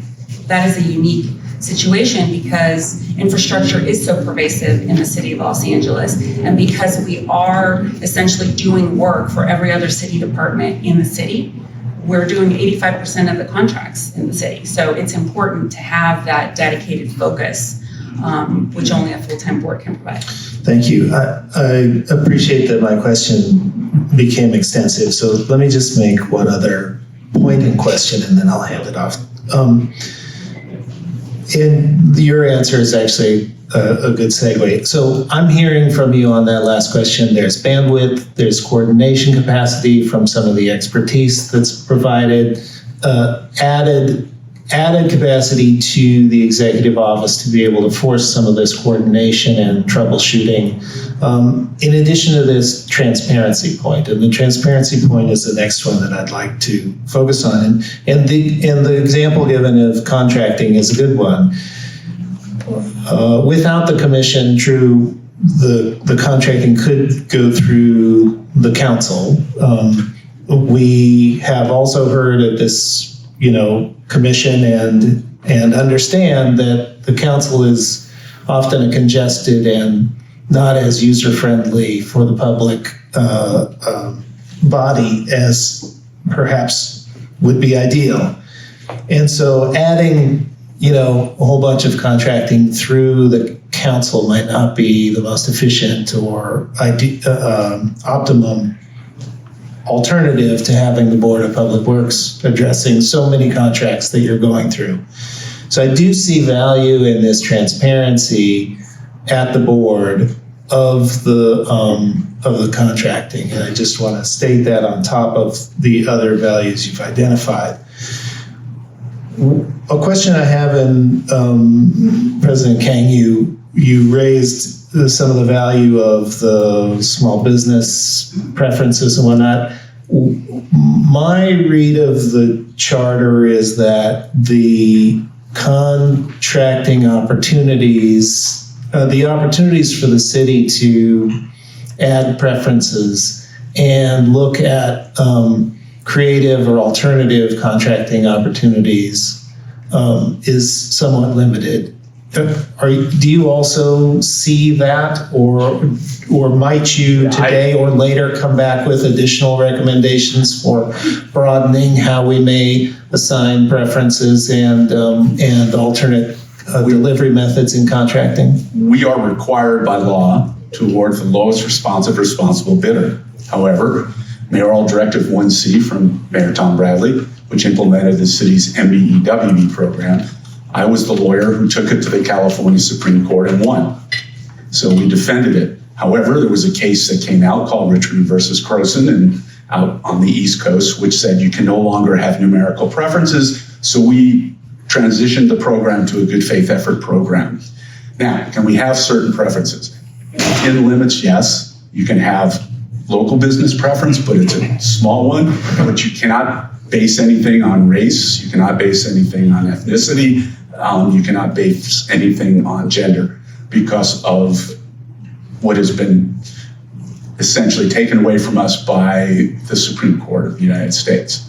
But we had a very robust program, and Public Works was the touch point for it, and that's why we got sued when we implemented the new mayor's directive, when we changed it to an MBEWB OB program, and the O being other business enterprises, so that we were providing equal opportunity to everybody on the subcontracting level.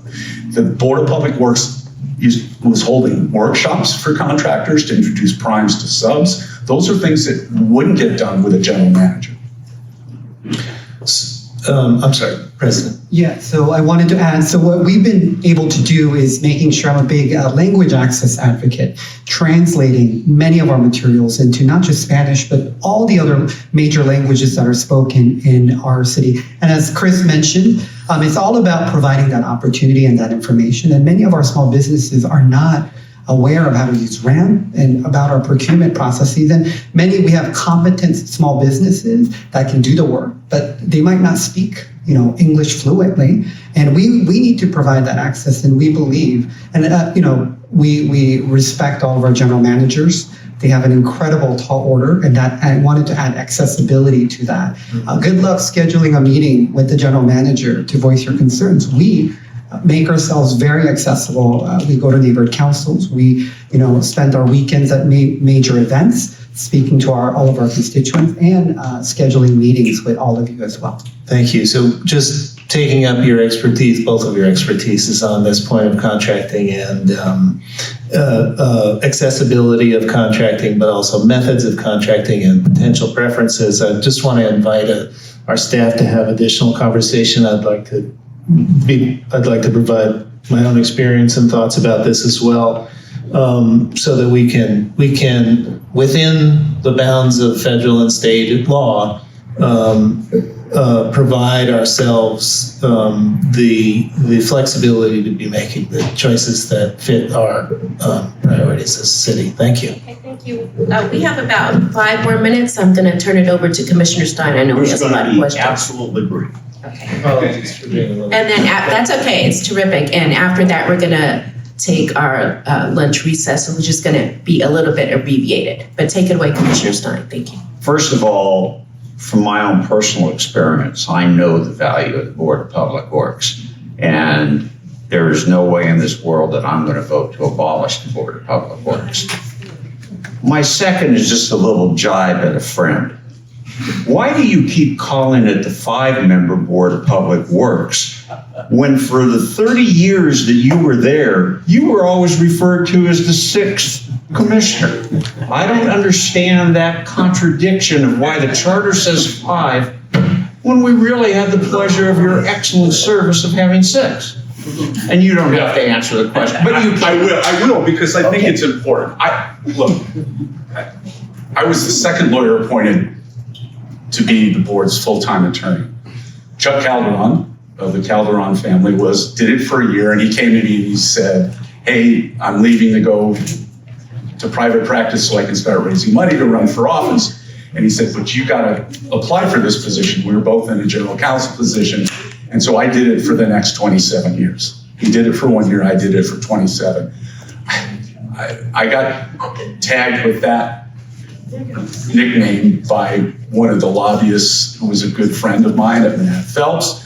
And I wore it proudly. I never substituted my judgment for the board's judgment, but because I was there for so long and because I served 9 presidents, you naturally take on an aura of, knowledge and understanding about how it works, and I was proud of that.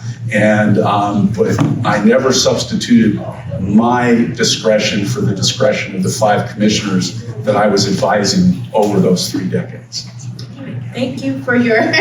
Including Mr. Stein's lovely wife, Ellen, who was both on the board and served as president of the board, and probably one of the quintessential citizen commissioners. Intelligent, empathetic, and hardworking, and oodles of common sense, because that to me is the most important factor that a commissioner needs, is to have common sense, because ultimately when you boil things down, it comes down to making the right decision based on common sense. And I get the last zinger, and that's why opposites attract. We call her Saint Stein. Thank you. Thank you. Thank you for your presentation. Can we give a round of applause? I'm available, they know how to contact me. I'm available to answer questions, thoughts, anything. I mean, like I said, I care about the city. I live in the city, and my career was at the city, and it matters very, very much to me that we do the right thing. And thank you for helping us out today. So it is 12:20. We're a little behind schedule. We're going to take a 20-minute recess, so please be back here at 12:40, and we'll get to our next presentation. I apologize to the folks at United Neighbors for us running a little bit behind.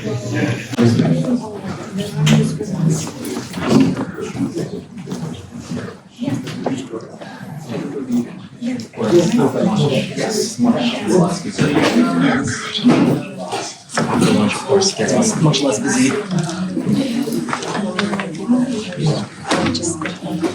Is this one? Yeah. It's like once I outlining what I wanted to say, and I just from my survey, then I started taking notes.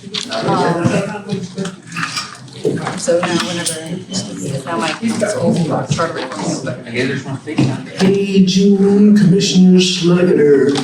Paging Commissioner Schlager.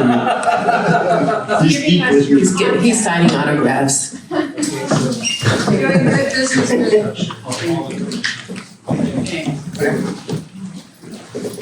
All right, meeting called back to order at 12:41 p.m. We'll take an afternoon roll call.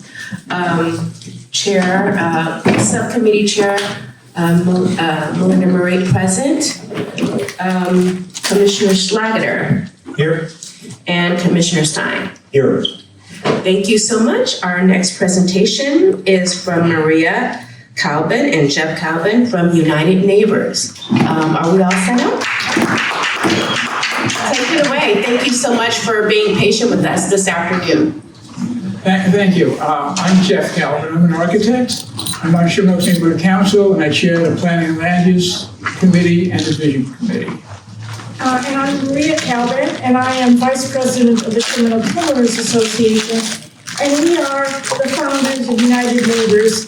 It's a citywide and now statewide coalition of community groups formed in 2010. Our mission is to keep communities informed about local and state planning decisions and ensure neighborhood voices are heard.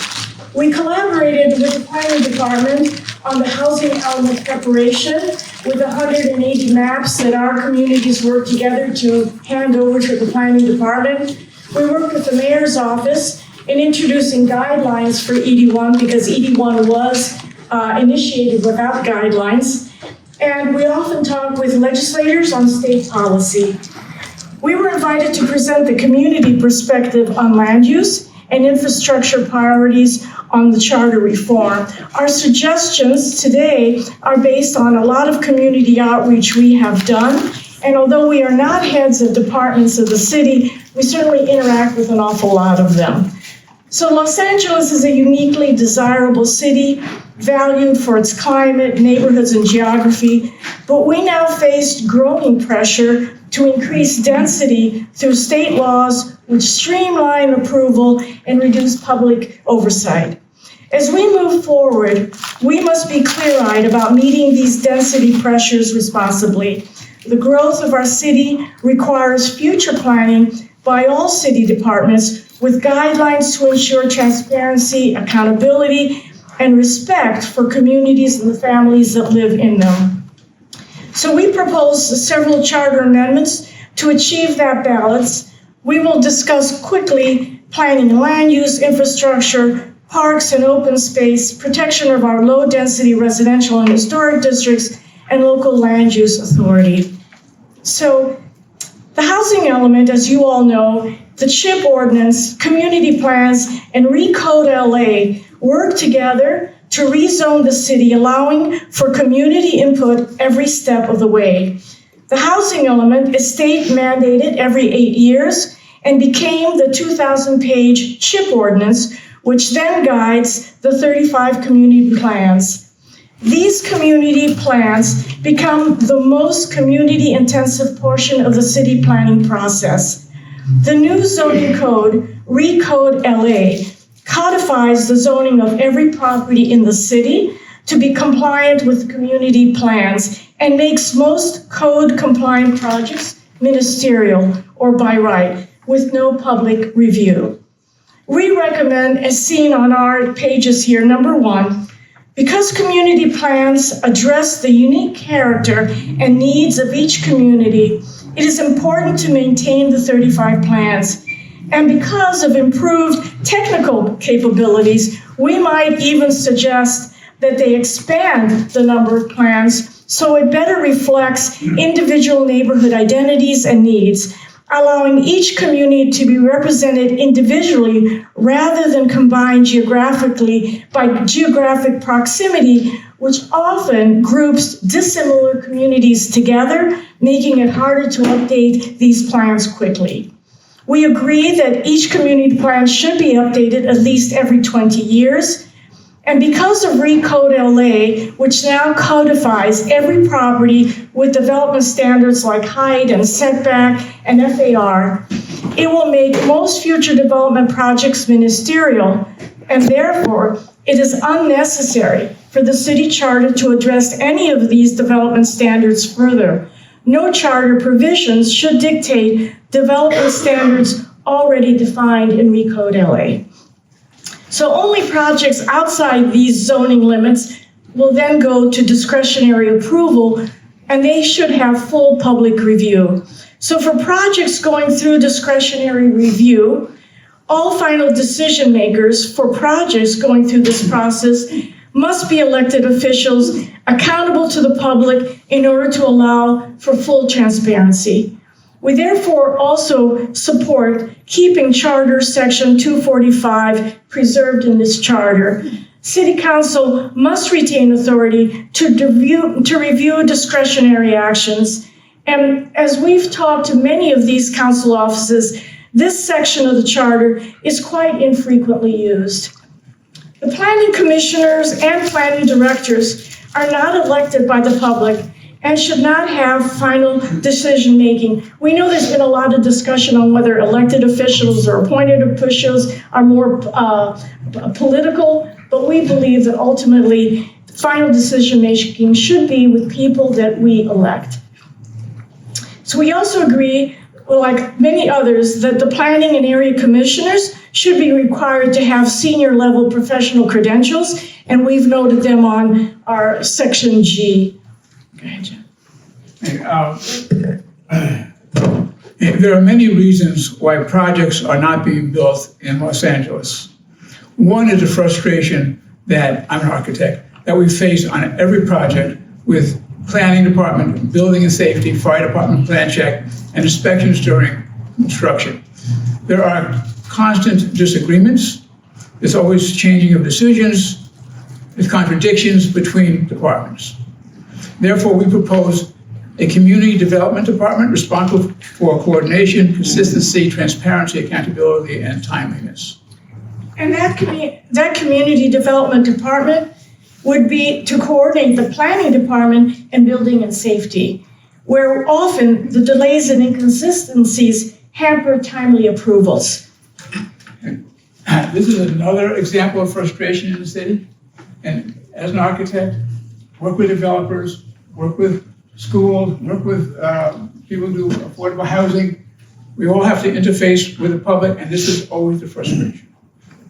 So it is critically important that the city fully understands its infrastructure capabilities, limitations, and financial needs to maintain and plan future growth. So to this end, we recommend the creation of a board of infrastructure to consolidate oversight of the public right-of-way and key infrastructure functions, and require major agencies, including the Port, LAX, Public Works, LAPD, DWP, Metro, Recreation and Parks, to submit annual reports on growth and progress of construction of current and future projects in order for the city to anticipate future needs.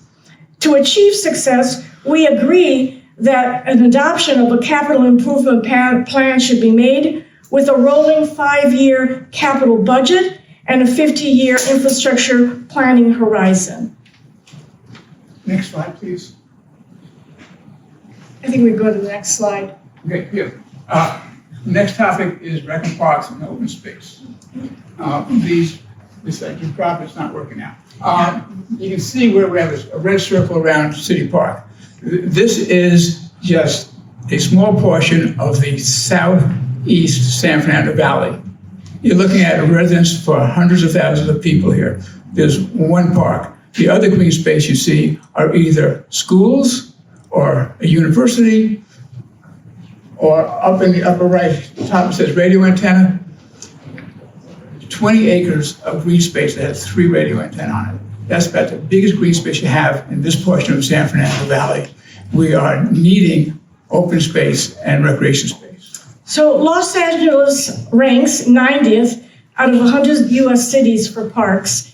As density increases, more open space and recreation facilities must be required and protected. For that reason, public parks and designated open space should not be sold, leased, or converted into residential or commercial use, except with a 2/3 vote of the electorate. Further, the city must have a dedicated funding source for park acquisition, development, and maintenance. Often cities fail to assure the growing availability of parks as the population expands. And part of our presentation is going to be talking about keeping city responsible for its zoning and not losing local control. In our CHIP ordinance, which the planning department spoke about earlier, there is a program that incentivizes open space called privately owned public spaces. It creates, and the only way we're going to add human scale open space as our city increases in density. So I think we need the next. Yeah, you go. Okay. This area, which is Crenshaw Boulevard and Venice Boulevard. There are two amazing historic districts here, Victoria Park and Lafayette Square. And they are surrounded by modest homes and low-scale multifamily residential areas that are now being threatened with redevelopment. This is part of our history that must be maintained. It's what makes Los Angeles great and unique, and as well as having relatively affordable, low-density housing.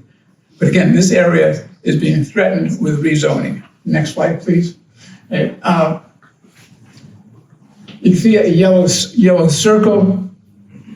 This is being impacted by a recently signed SB 79.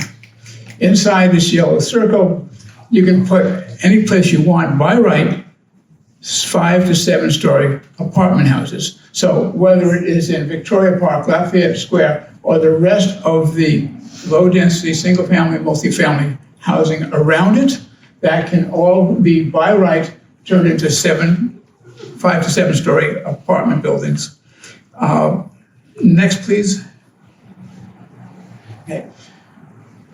What our housing element, our CHIP program, our community plans do, they show how on our commercial and transportation corridors, you can already get enough density to more than meet our state requirements for housing.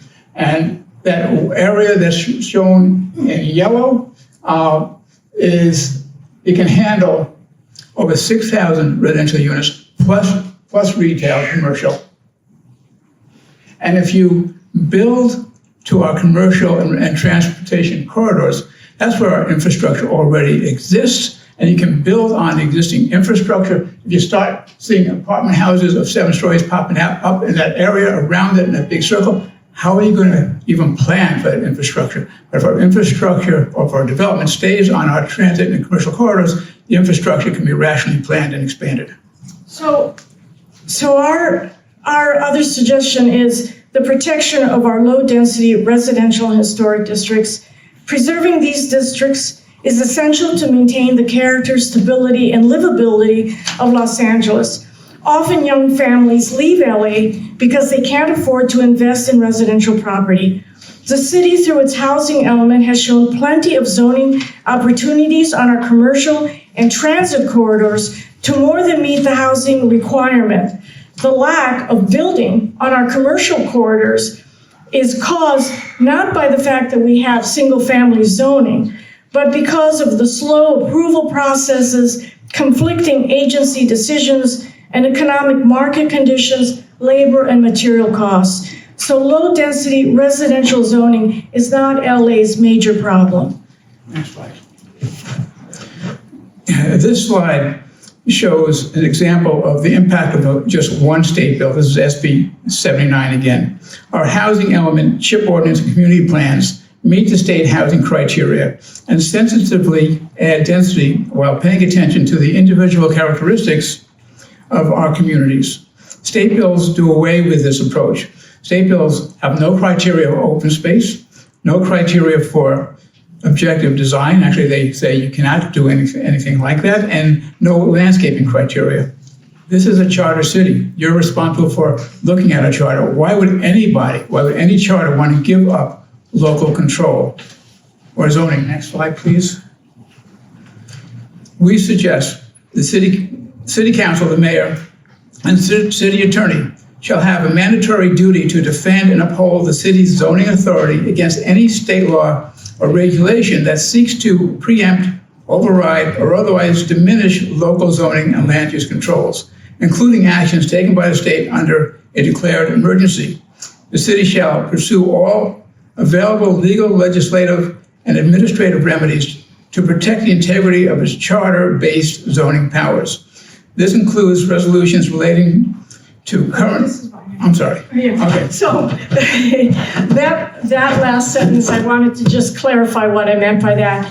And we're suggesting that resolutions that were brought to the city council that relate to state legislation and are time sensitive must come for a full council vote within 90 days of being introduced, or the resolution is considered approved. We've had resolutions to try to have the city oppose something like SB 79. And it was given to the council in March and was not brought before the city council for a vote until end of August, which makes it almost a moot point for the city to have taken a position on this. So we feel these things become very political and they need to come before the board much faster, the council, city council much faster when they're time sensitive. So with that, we thank you for your time and we are done. Thank you so much.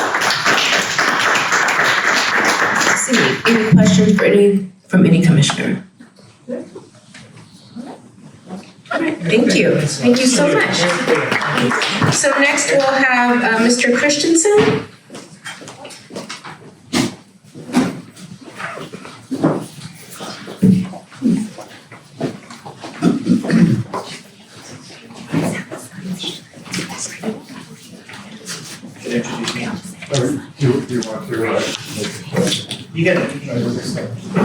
Yeah, hi, I'm John Christensen. The presentation is going to be by Ryan Carpio from Department of Recreation and Parks and Jessica Hansen from OLA. And Connie Chung and I will be here for support. Terrific, thank you. Good afternoon, everybody. Good afternoon, commissioners. Thank you for having us today. My name is Ryan Carpio, and I'm the Government Affairs Liaison for Recreation and Parks. And we really appreciate the opportunity to be here today to discuss with you all and to the public Recreation and Parks recommendations for some charter reform. I want to set a little bit about the background of how we got here, and really the crux of this presentation is going to be by Jessica, who's going to hopefully blow your mind or maybe change your mind with a study that they've been doing for the last year. So as a background, back in January 2024, Recreation and Parks, we submitted some charter reform language to the City Council, and we put together 3 different items that we wanted for the council to consider. One was to explore the increased funding appropriation for the department.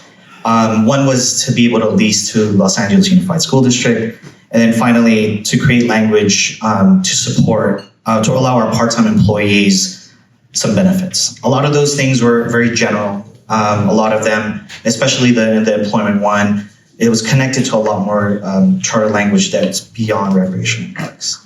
And fast forward to today, pretty much since then, Rec and Parks embarked on a journey, pretty much with our consultants. The city has asked us to do a study, a park needs study, an assessment.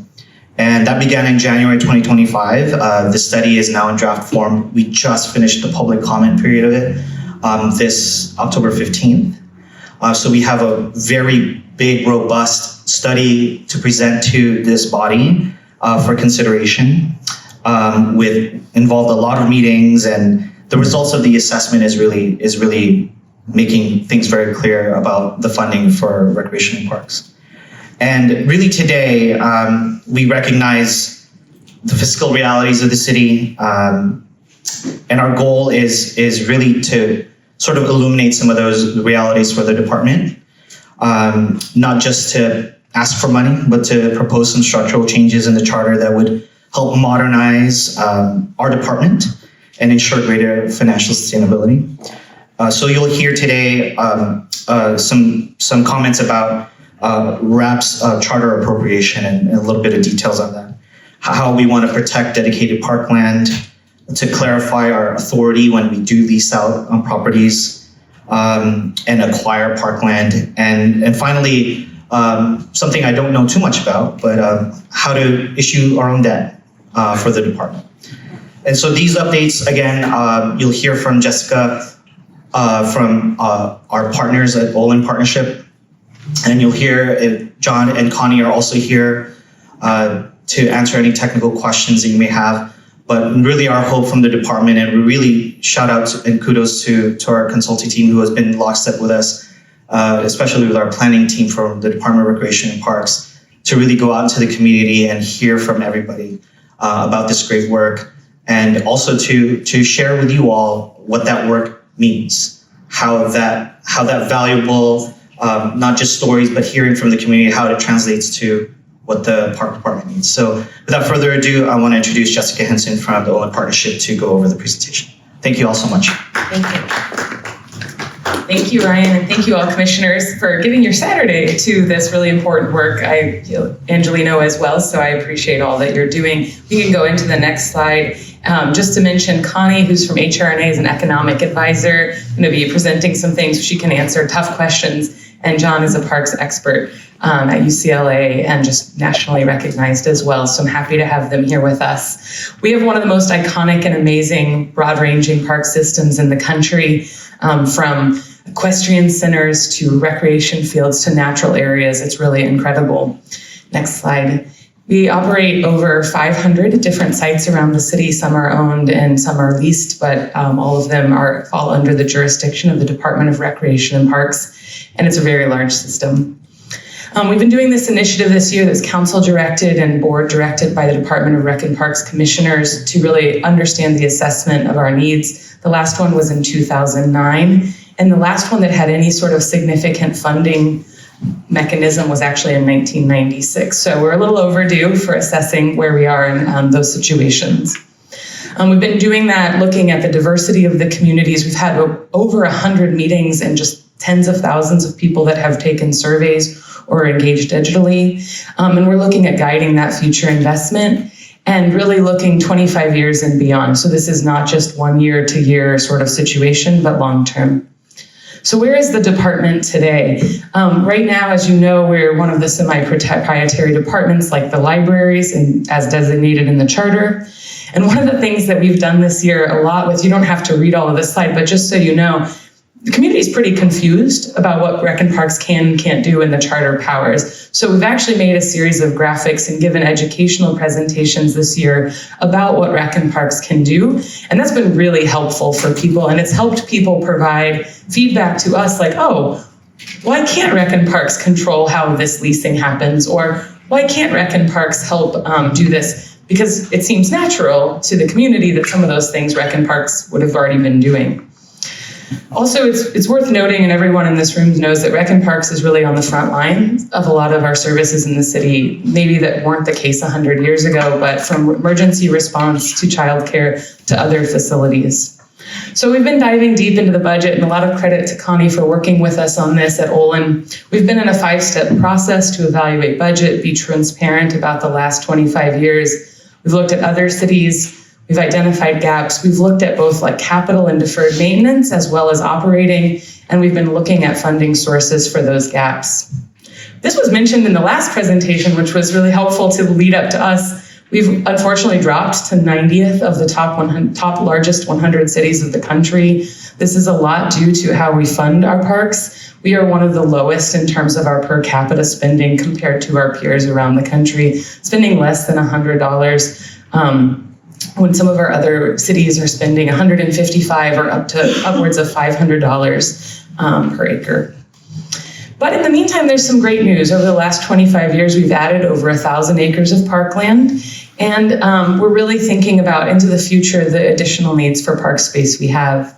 Unfortunately, we're losing some funding sources in the coming years. In 2026, Prop K, which was passed in 96, will sunset. The Play LA dollars that are providing a lot for our programming right now will expire in 28 after the LA 2028 Olympics. So if you are worried about the status of your park today, in a couple of years, I think you might be even more disappointed. And we know that Angelinos deserve a great park system. Today, our park budget has 3 sources. We have earned revenue, we have the city charter allocated mandated revenue allocation amount, and then historically there has been some additional contribution of the general fund. In 2025, this is what those numbers in green looked like. On the left, about $270 million came from that mandated amount that the charter says has to come to parks, about 57 in earned revenues, and then there was a small contribution of the general fund. The way that breaks down in spending, about 1/3 of it goes to programming, a little over 1/3 to operations and maintenance, about $34 million to administration. And almost 1/3 at this point actually goes back to the general fund to pay for staff benefits, pensions, and for utility costs. If we look at what that looks like now in 2026, Of course, because assessment probably goes up, the 298 is going to come from that revenue allocation. This will be one of the first years that the general fund is not making a contribution to parks above the mandated amount. So that number has been going down in recent years, and it's now going down to effectively zero. In terms of spending, the general fund reimbursement is also going up, and you'll see over the last 15 years since the Great the Great Recession, not refreshing at all for those of us that lived through it, that those numbers have been steadily, the light lavender here is that general fund reimbursement. It has gone up significantly in the last 15 years. The darker purple colors, that's what RAP actually has to operate with. That has stayed pretty steady. The red line is where the staffing has gone from a peak of almost 2,000 down to around more like 1,500 that we have today. By percentage, the general fund reimbursement has gone up 16% year over year over the last year. And we are now this past year, we were spending 31% of the appropriation on that general fund reimbursement, and now it's up to 35%. We don't see a future in where that stops getting more expensive, right? Like things are getting more expensive in the city. Over the last 15 years, the city's budget has increased by 68%. For reference, inflation over those same time period is around 42%. The actual money that RAP has been operating with has only gone up by 35%. It's really impacting our parkland. There are other sources that are helping to fund parks. Those are very important, and a lot of the improvements that have been made over the past 25 to 35 years have come from Prop K dollars. There are Quimby funds, there are grants, and then there are other departments that RAC and Parks collaborates with. That will continue, but it really doesn't pay for the everyday operations of operations and maintenance and staff and things like that that are really important. In the last almost 100 years, I guess 90 years, since 1937, the effective percentage of the amounts of the charter allocation has not gone up. So Rec and Parks has we've changed how we've assessed value over time. But since 1937, the amount of mandated funding for Rec and Parks has not changed. And I would suggest that as a larger mandate that we've given Rec and Parks to do operations with emergency, with childcare, with so many things that our parks provide, we are asking our parks to do more today. And I would also say that we know that dollars invested in parks is a proactive way to solve, other issues. So research is showing decreases in crime, increases in well-being and quality of life and health. And you can actually track some of those things longitudinally along communities that have really strong park networks. So what do we need? Cost estimate. We looked at renovation. We looked at new facilities that Angelinos want. We looked at new parkland, but importantly, we also looked at operating. A lot of these types of studies only look at the left. And then Angelinos are like, great, you built me a new gymnasium and nobody's taking care of it. So this was really important. We found that we need about $15 billion in one-time capital costs over the next 25 years, speaking in 2025 dollars. And we need almost double of what we have in our operating budget. That one-time capital need comes down to about $2.6 billion in just deferred maintenance projects that have been put off. In 2018, that number was closer to $2 billion. Every year we put projects off, they just get more expensive. If we met all of the goals for new parkland and level of service in the city, that's more like $12 billion of that is there. Obviously, there's also a question about what society can afford. So somewhere between these numbers is probably where we need to be. Annually on the operating needs, we basically have, around $350 million in that annual budget. We need to not quite, but kind of almost double that number when we look at how do we meet the staffing gaps that we're experiencing. Many of you know, like, community centers aren't open on Sundays anymore. Like, the staffing has been cut through the years, and we keep chipping away. And in fact, Angelinos are asking us to reinstate and go above to meet the level of our peers. Most of our peer cities have between almost 200% of the staff that we have here. I want to be clear that we're not looking to the charter to solve all of this. We're looking at a multi-pronged approach of different measures, different funding, different partnerships with nonprofits and others. There are a lot of different things. And we also don't see parks in competition with other things. Housing is a very big need in our city. So we actually wanted to show this because 36% of the permits that have been issued for new housing in the city are in areas that are already park poor. So as we build new housing, we also need to build new parks, or we need to improve the parks that we have, because these are not in competition. In fact, these issues are closely intertwined, and research shows that joint development is an awesome way forward. So what are we recommending? This is our last few slides. We have 5 things, and Ryan alluded to these at the beginning. We would like to consider and explore options around updating the charter, talk about I'll go into each of these in a little detail: dedicated parkland, authority to lease, authority to acquire land, and issuing debt. So the first one is updating the charter appropriation. Like I said, the effective amount hasn't changed since 1937. Would love to explore what that means. On the next slide, you can see we were suggesting like a doubling of it would probably be in line with what we're seeing those operation needs. Again, this is not asking taxpayers to pay more. It's just saying what percentage we're going to, for anyone, I know you guys know that, but for everyone here, it's not just saying what percentage are we going to give to our parks. And again, we think this is an investment in that future of reducing costs on the back end when we're paying to mitigate issues.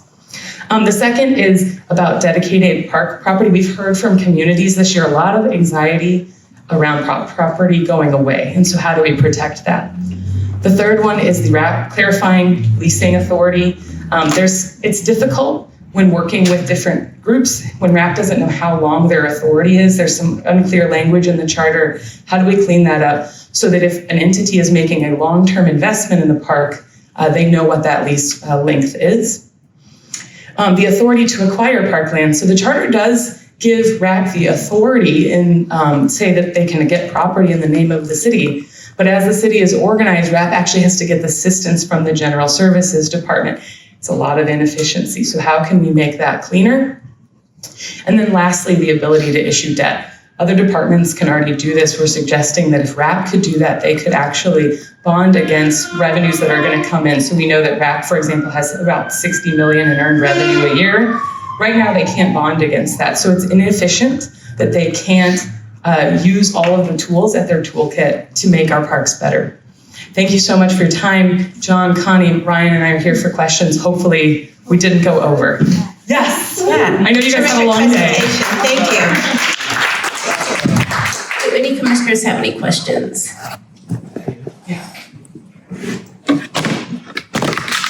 Thank you so much. So you've done an amazing job of making the case for needed resources, and this hot off the press needs assessment is super valuable. I think I definitely want to understand if there are, I mean, you've identified sort of the doubling of financial capacity. And I like that you broke down, the difference between the operational and the staffing costs. I'm definitely interested in understanding, and maybe it was in a slide and we went quickly through it, what of that you are anticipating as a realistic ask of the charter revenue sources? Great question. Right. And Connie, do you also feel free to come up and join me so that I can weigh in there? It's a great question. So, doubling staff somewhere between 150 to 200% of our current staff was one of those goals. And then we think about 70 million in expense costs as it goes up over the next 25 years. Since the charter only gets opened up every now and then, I think this question of, do we put it at the midpoint? Like, where do we look in terms of those timelines? I'd love Connie to speak to that. We are exploring other funding options.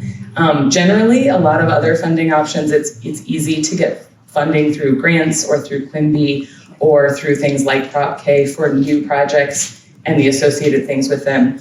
It's a little more difficult for a grant or something, or a partnership with LADWP, for example, to get money for staffing. So to the extent that something like the charter can help with the base cost of like the base staff, and then those other fundings can solve the deferred maintenance and can solve the new requests, I think it's cleaner, but I would like Connie to speak to some of the uniqueness of that, please.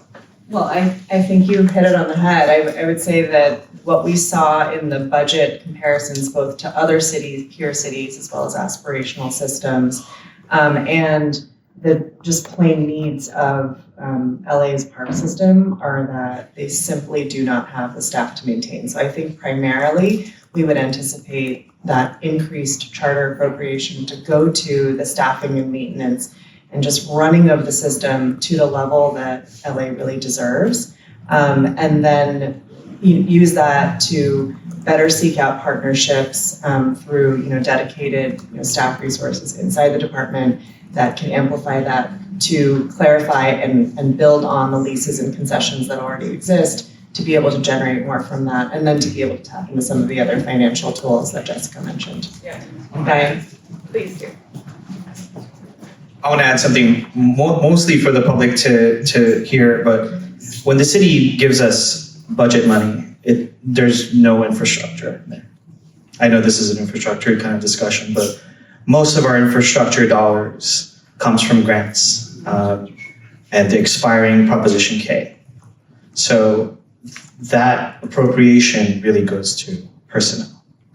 And so when and Jessica kind of said, it's a little bit cleaner if there's any kind of charter change, really to get a little bigger piece of that pie means to increase kind of like our person power when it comes to doing the maintenance things that we would do for any kind of grant projects that we have done. So we have county dollars, we have federal dollars, we have state dollars, a lot of very cumbersome things, and we have less people to do it with than we did before the recession. So just as a picture, a little bit cleaner discussion is like, usually when we get money from the city budget, it's for programs and for people. They want to see, the leadership wants to see this cleaning program, we're going to hire more people to do this. But you're not going to see us building a new rec center with budget money. Thanks. This point about staff being a fundamental need, it just offered to our staff that there may be a relationship of this recommendation back to a personnel committee discussion as well. And just to make sure that our full commission is getting as much exposure to this need as possible, and maybe there's some other, whether it's through the questions of exemptions or other things, that it would be useful to tie back in RAP needs with the discussion at our other committee as well. So thank you very much for that. One other question that I would like to explore with you, and let me go back to your slide 37. So this is about the protecting dedicated park property. First of all, I really appreciate all of the 5 recommendations that you've put forth and how relevant they are to us being specific about potential charter changes. I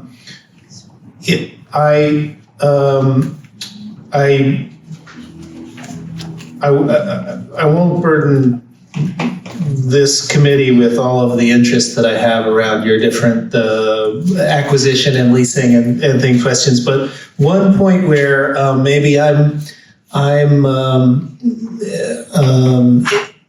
not yet able to just sign right on with one of your recommendations is the final slide of the final bullet on slide 37 around protecting dedicated park property.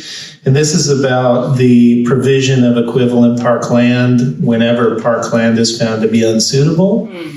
Right? So is that one more? One back, yeah. Oh, no, one more behind. There you go. So this final one. So I recognize the intent here, which is to ensure that if that we have infrastructure, park infrastructure, green infrastructure that we want to make sure is protected. And if some of the land that is owned by rec and parks that may never become publicly usable park space is offset with equivalent parkland. So one of the challenges in the equivalency is that it's simply a number of square footage. And in fact, one is completely unusable and you've determined it unusable, and yet we're supposed to be providing you usable land in that exchange. And so automatically the equivalency is, a challenge, right? And I think what I'm interested in exploring is if there isn't some other flexibility here, assuming this complete determination and making sure you have the checks and balances so this isn't selling off park property or something, but is opening up for city priorities some, other commensurate way of ensuring the parks department and our green infrastructure is whole. And so I think I'd just like to explore with you some versions of this language that might also work to serve your need, but give us a little more flexibility to go beyond this equivalency and to go beyond simply it being allowed for affordable housing as well, because there are other city uses that may be of value in this situation. Thank you. I would just start by pointing out that language is parallel to language in the public resources codes of California for parkland. And so that might be one reason it's there, but I also hear what you're saying, and I wonder, if there's one of the things that the park needs assessment does is suggested changes in the classifications of parks and parkland, and there may be some sort of solution in that, in that area. Yeah, I was going to say that I think your point is well heard. Is it better to have a new acre of usable parkland than 2 acres of totally unusable? It's never going to be a park. It's totally sitting vacant. So I think it's worth an exploration and conversation. This point about classifications is really interesting, and I'll just note, because I said it in 2 presentations ago as well, that I would want whatever we say to obviously then inherently conform with law, otherwise law. So thank you very much. That's great questions. Thank you so much. Thank you for your presentation. Thank you all. And our final presenter, we have Michael Schneider from Streets for All. And I love the fact that his t-shirt matches the presentation. So thank you. Just don't change your shirt with every slide. That's all. All right, well, thank you so much for having me. I'm Michael Schneider. I'm the founder and CEO of Streets for All. I apologize, I think I'm the only presenter not wearing a jacket today. I did actually bike here. I do use our multimodal infrastructure in the city, so what I'm saying to you today is not as a bureaucrat defending my turf or a political appointee defending my turf. I'm an outsider who's worked with the city for 6 years, and that's what a lot of this is based on. So thank you for your time. Next slide, please. So first, who are we? Next slide. As you heard from the Department of Public Works, probably the biggest thing we're known for in LA is we conceived of and got Measure HLA passed. This was the result of 2 years of immense frustration with the city, not doing its job, not making streets safer for everybody, not following its own mobility plan. And so we got 100,000 signatures, qualified it, and won with about 2/3 of the vote. And as you probably know, it mandates that the city implement its own mobility plan anytime streets are repaved. Next slide, please. We also do a lot of multimodal work around the city. When COVID first hit, we were about 6 months old, and we convinced the city to do slow streets. So that's one thing we accomplished. That is an extension of the Bionic Creek Bike Path, a $7 million project we conceived that just got awarded grant funding, and our visions for Venice Boulevard and around Westwood. Next slide. We're also very active in Sacramento, 23 laws signed by the governor in the last few years. Next slide, please. So you've heard a lot today about the current status quo. It's really, really not good. It's quite dire. Next slide, please. In the 10 years since Mayor Garcetti first announced Vision Zero, traffic deaths have about doubled. So that is the exact wrong direction that we wanted. And for the second year in a row last year, traffic deaths exceed murders in the city of Los Angeles. So a pedestrian is killed every 2 days and injured every 5 hours. It's one of the highest rates per capita in the country, and we need to do better. Next slide, please. I don't think I need to sell this very hard. If we live in the city, we probably know about this problem. I do want to point out, under the existing Board of Public Works and the structure, the current wait for a broken sidewalk is about 10 years. I know some of that is budget, but some of it's also efficiency. And right now we spend about half of what we spend on fixing sidewalks on lawsuit settlements on people hurt on broken sidewalks. Next slide, please. Less than 70% of our streets are currently in a good state of repair, and it is declining at 2% a year. So it's going in the wrong direction. The potholes are getting worse, the uneven pavement's getting worse, etc. Next slide. I want to focus for a second on curb ramps. It's not the sexiest thing to talk about, but it really matters. Under the current budget, Streets LA can afford 200 curb ramps citywide, or 50 intersections. So you think about how big LA is.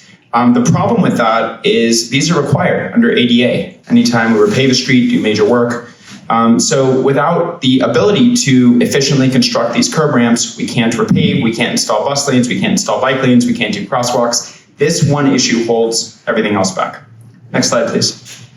And you probably are aware of this problem, but it takes about 2 years right now for the city to repair a street light, and we have 25,000 lights currently out. Next slide. So the sidewalks and the streets we all use every day are the largest asset, the public asset the city has. It's also the strongest connection between an Angelino and the government. When you think about it, how you feel about the city is largely driven by what's it like to walk down the street, what's it like to drive a car, ride a bike, etc. For too many, it's dangerous, it's traffic, it's gridlock, it's broken streets and sidewalks. Next slide. 3 primary things from our point of view going wrong. We underfund street infrastructure, can't fix that with the charter, but the 2 other things we can fix. We poorly execute the limited funding we do have available, and we aren't organized efficiently. Next slide. So 6 key findings. Next slide. This is a comparison of traffic deaths per 100,000 residents and per capita street investments. So LA spends dramatically less per capita compared to other peer cities, and as a result, has a lot higher traffic deaths.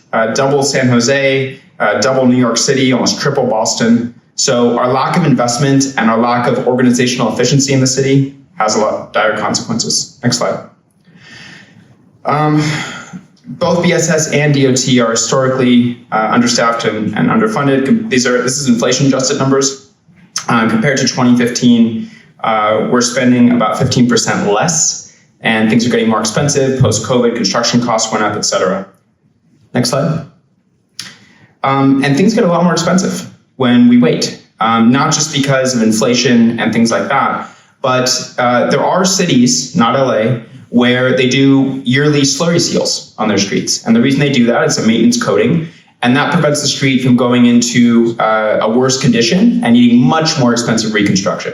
You can see the cost here per mile, nearly $800,000 per mile to reconstruct a failed street, and a small fraction of that for slurry seal. So our inability to really maintain our physical plant well is going to get a lot more expensive in the future. Next slide, please. We also want to point out that half of the liability payouts in the last 5 years, about $500 million, is due to broken streets and sidewalks. So this is a very expensive legal problem, and it's hurting people. Next slide.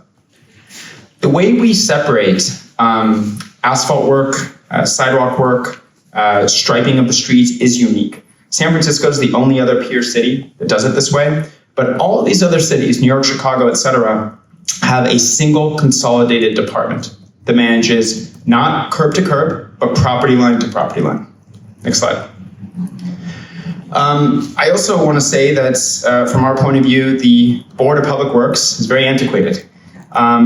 There's no single leader of it. And so you have all these individual bureaus reporting to multiple people. There's no single person leading the charge.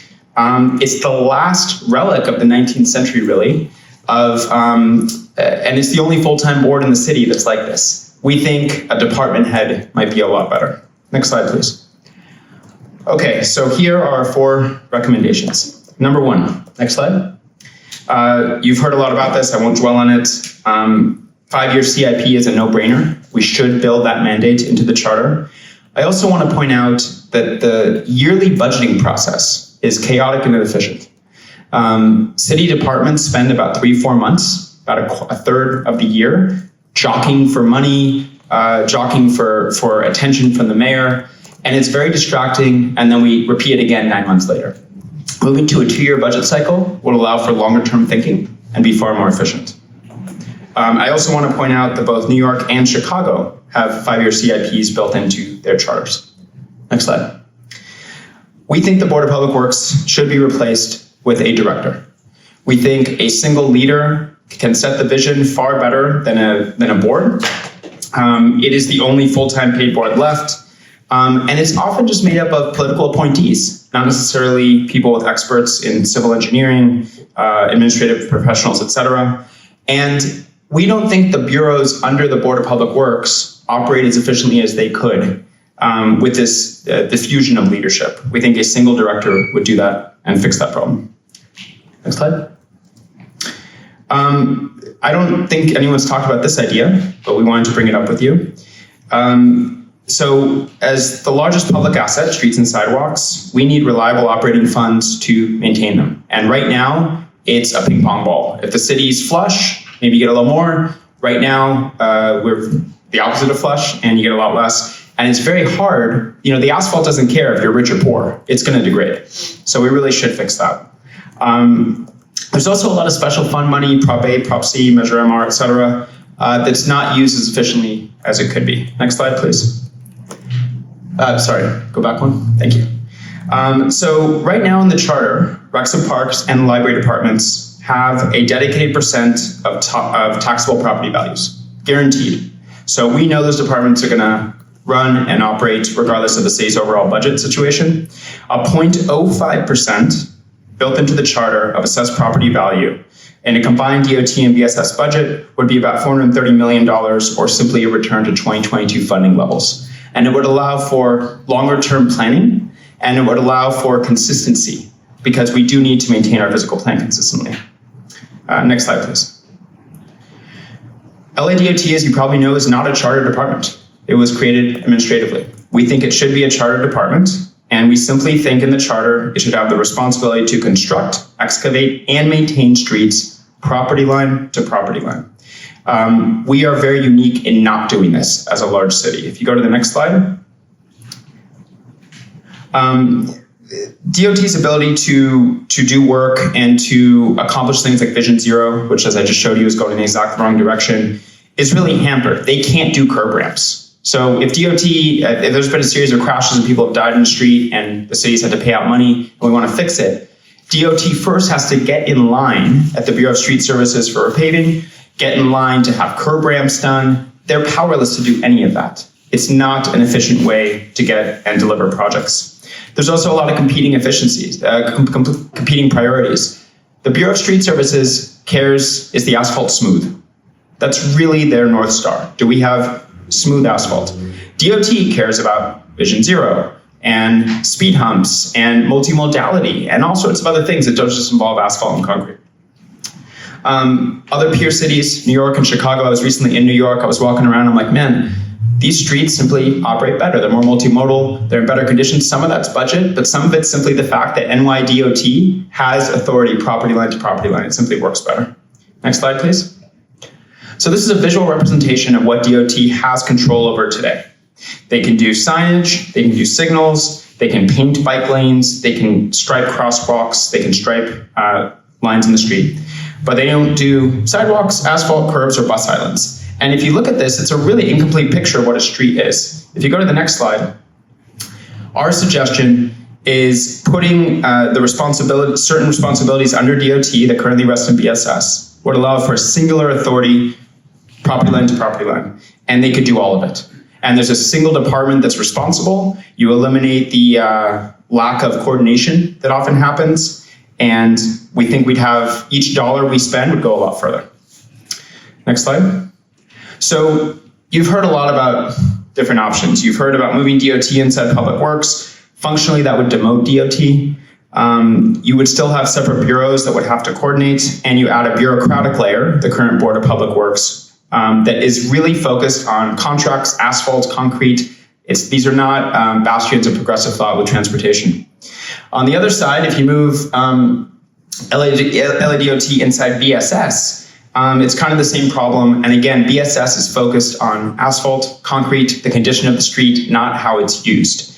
We think it makes sense to move certain BSS duties inside DOT and form it as a charter department. You remove jurisdictional conflicts, you give DOT the mandate it needs to holistically improve our streets, and you maintain a focus on things like Vision Zero, which is trying to eliminate traffic deaths, multimodality, trying to get more people and not just the bravest ones out there cycling and using the bus and transit. And we align our DOT with other best practices in other cities. 2 more slides. Next slide, please. So this is our suggested reorganization. Basically everything DOT already does, transportation planning, Vision Zero, parking enforcement, et cetera, with the added addition of building and maintaining streets and sidewalks. That would be a fully functional, fully formed LADOT, and then everything else would kind of stay the same, hopefully under Director of Public Works. Next slide, this is the last slide. So just to sum it up, 2-year budget cycle, 5-year CIP, replacing the Board of Public Works with a director position, shoring up funding for the physical plant of the city with a % of city assessed property values, and making DOT a charter department with responsibility to construct and maintain property line to property line. Next slide. Happy to answer questions. Thank you. Hold on. I have a couple of questions and I'll turn it over to Commissioner Stein. First of all, thank you for your presentation. This is very personal to me. The reason that I take public transportation is because I got sick of my tires being blown every time I was driving around the streets of LA. And I was actually coming from a fundraiser and my tires blew right there on Hollywood Boulevard. By the time I got home, my tires blown. So I've had to realign my car several times. So it's just kind of personal to me. But again, I want to thank you. I'm just making a comment. I just want to thank you for your presentation, and I'll turn it over to Commissioner Stein. I have a simple question, Michael. We're a charter reform commission. Some things need to be removed from the charter or added to the charter.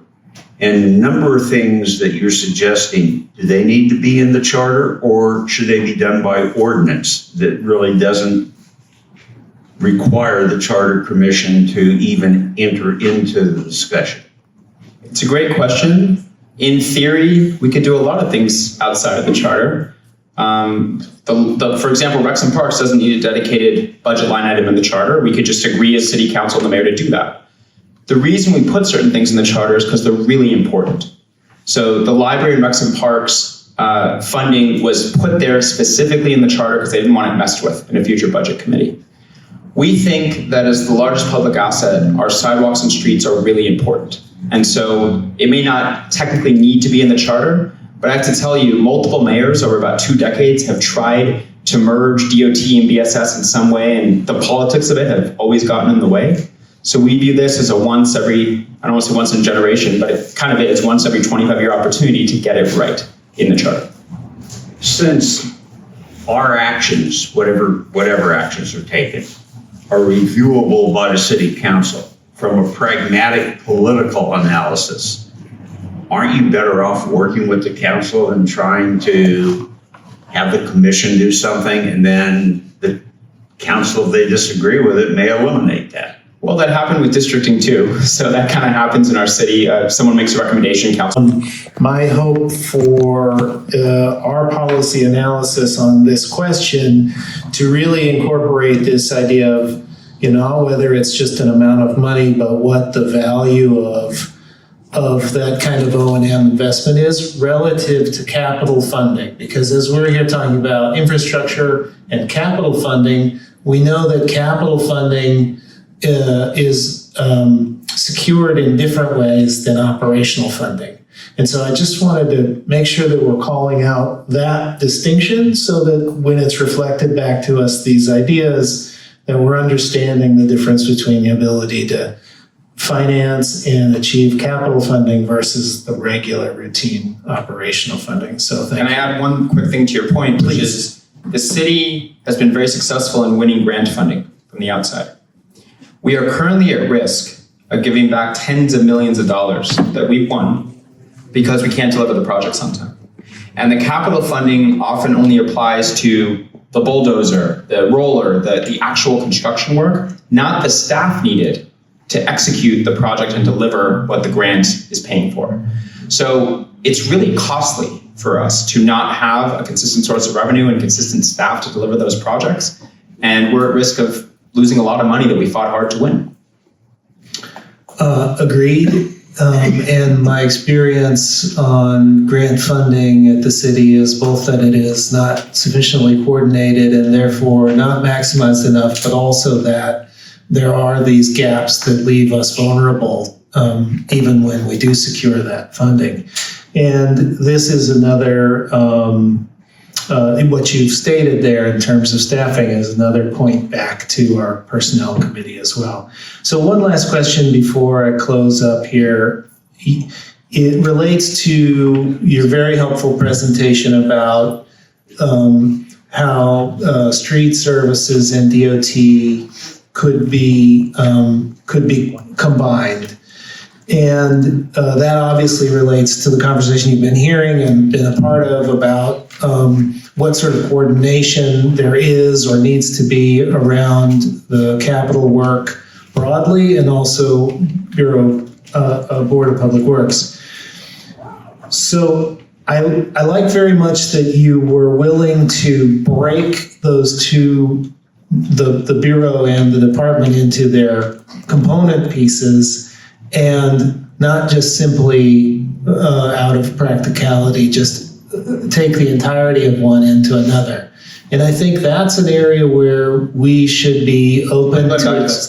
Yeah, I think it is a good visual there because this is breaking into its components in order to reassemble. And I think that's a key question that we need to confront when we're talking about whether DOT should become part of Public Works, et cetera, or this version.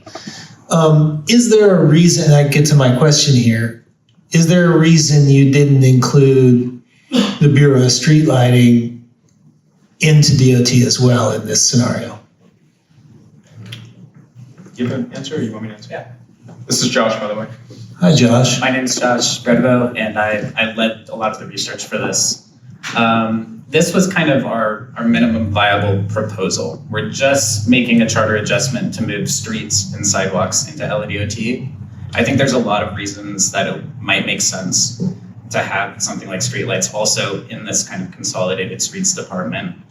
I mean, a lot of our signals are on streetlights. There's a lot of integration between streetlights and the signals that LADOT manages. Right.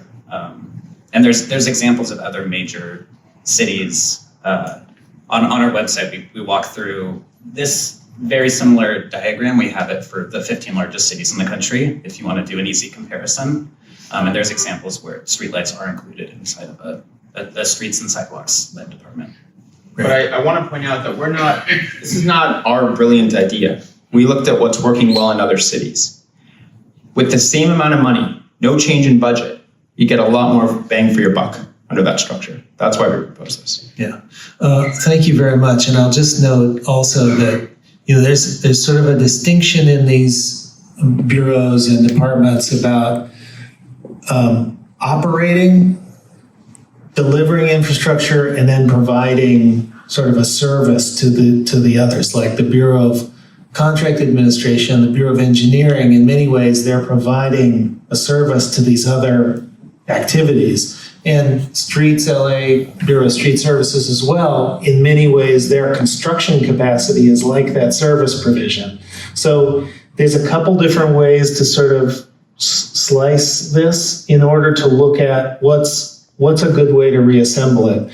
And I'm not saying that at all to counter what you're saying, just to make sure that we're going into this thoughtfully and understanding, okay, what does it really mean? We're not just taking the pieces that are given to us, but what would it really mean to reassemble in a most constructive way? You've done a super insightful presentation here, and this is an excellent recommendation, and I appreciate it. Thank you. Thank you. And I'll just point out charter.streetsforall.org. If anyone wants to dive into the data, the methodology, or anything else, that's a lot of detail in there. Thank you so much. Okay. Now, Commissioner, another round of applause for So that concludes our presentations. Can I get a motion to move all of the reports into the record? It's receive and file. Yes, thank you. So final comments. I want to thank everybody for. Sorry, we need a second and then. Second? I think without. Is that you seconding or me seconding? I'll second. Thank you. I'll second or third, whatever you request. So, all in favor without opposition? Aye. Okay. I want to thank everyone for coming out today, and I want you to know I'm glad to see our community advocates here. Hi, Ross. Hi, Lionel. Hi, Sarah in the back, who I think they have almost perfect attendance, and some of our community partners, I'm sure, are listening or watching on Zoom. I want to thank our department heads and our general managers and the folks who presented our presentations today. And I want to tell you, your efforts are not in vain. It is not a waste of time. We all take time out of our busy schedule because we are citizens of Los Angeles and we think that this is important. So I don't want you to think that your voice is not heard or you're wasting your time, because you're definitely not wasting our times. And I want to speak on behalf of the commissioners and the staff that's really thanking you and thanking the folks who come and make this possible. We live in a democracy, at least now we do, and we want to continue to live in a democracy, and everybody's voice should be heard. We don't have an agenda that's somebody else's agenda. Some of us were appointed, some of us were voted on, and that doesn't make a difference. And I don't care about optics or crunching numbers. Everybody has had their voice heard. And I really want to, just over the course of being on this commission, we have young folks, we have old folks, we have senior folks. We have senior folks, and we get input from all of them. And it's really heartwarming to me to see what's happening in the city of Los Angeles, not just from folks who live on the west side or on the east side or in the valley, but seeing folks from all over the city, including beautiful Pacoima, California. This is my first time to Pacoima, so I'm happy to be here. We have a lot of work to be done. There are a couple of things that I learned today. We were talking about the 13-to-1 ratio. Apparently, that's not as easy. That issue is not going to be as easy to deal with as we thought, and we could discuss that more Wednesday during our deliberations.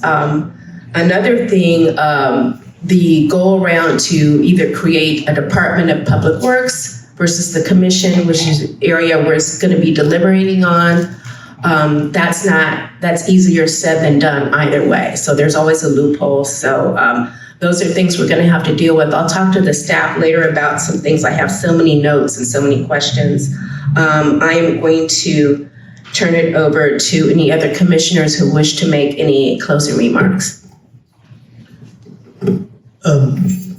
Ms. Chair, could we just, can you kind of give us your vision about how this commission is going to proceed? I see we have one more committee meeting scheduled. It's my hope and expectation that we would have more scheduled after that, but I wondered how you would like to have us proceed. Is there any vision you have that you could share? Well, before I'm going to be meeting with the staff tomorrow, I really want to, I'm sorry. Monday, I apologize. And before our deliberative meeting, and I want to get us at least to get take the temperature of where we all are on some of the most important issues. I mean, we all know that we're going to be having to deal with what's going to happen to the Board of Public Works, 245E, and some other stuff And we'll see where we are and how much more deliberations we need. But I'd like to, for fellow commissioners on this subcommittee, I'd like to take the temperature and see where we are and how much consensus we come to. We don't have to come to a consensus, but how much consensus we need, and if there's anything else that we want to add. I think we have a lot of key points that we're going to have to deal with. So I want to try to at least narrow the key issues that we want to focus on, and I'm going to be asking for your increased input on that. So. Thank you, and I'll just acknowledge that that's exactly what the councilwoman sought, is for us to begin to identify what's really expected. But I will say that it's part of my belief that by getting all the ideas out on the table onto a list, even those that are not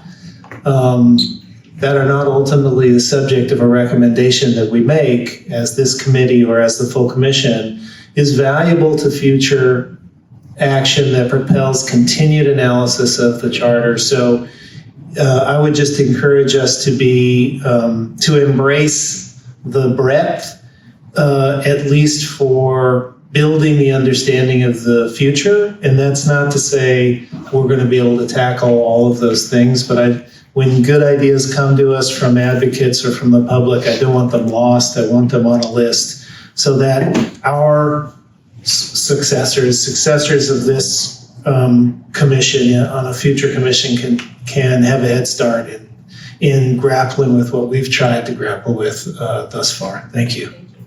Anything to add, Commissioner? No, thank you. Thank you so much. And may I say something? Sorry. May I say something? Off the record. Well, I would say yes, off the record. Thank you very much for all this time you keep putting into this. I think it's very important for all of us, what you're doing, and regardless of politics, please keep in mind you were put in that position by higher power. Think of all of us and your decisions you make. Regardless of public works, I would say let's keep it together. Let's just appoint somebody that is not part of public works, but it can supervise and direct, as you said, one direction. It will be very important. Thank you very much again. Thank you again. Thank you all for attending. Can I get a motion to adjourn? So moved. Without opposition, I believe. Motion to adjourn. And so meeting adjourned at 1:55. Perfect.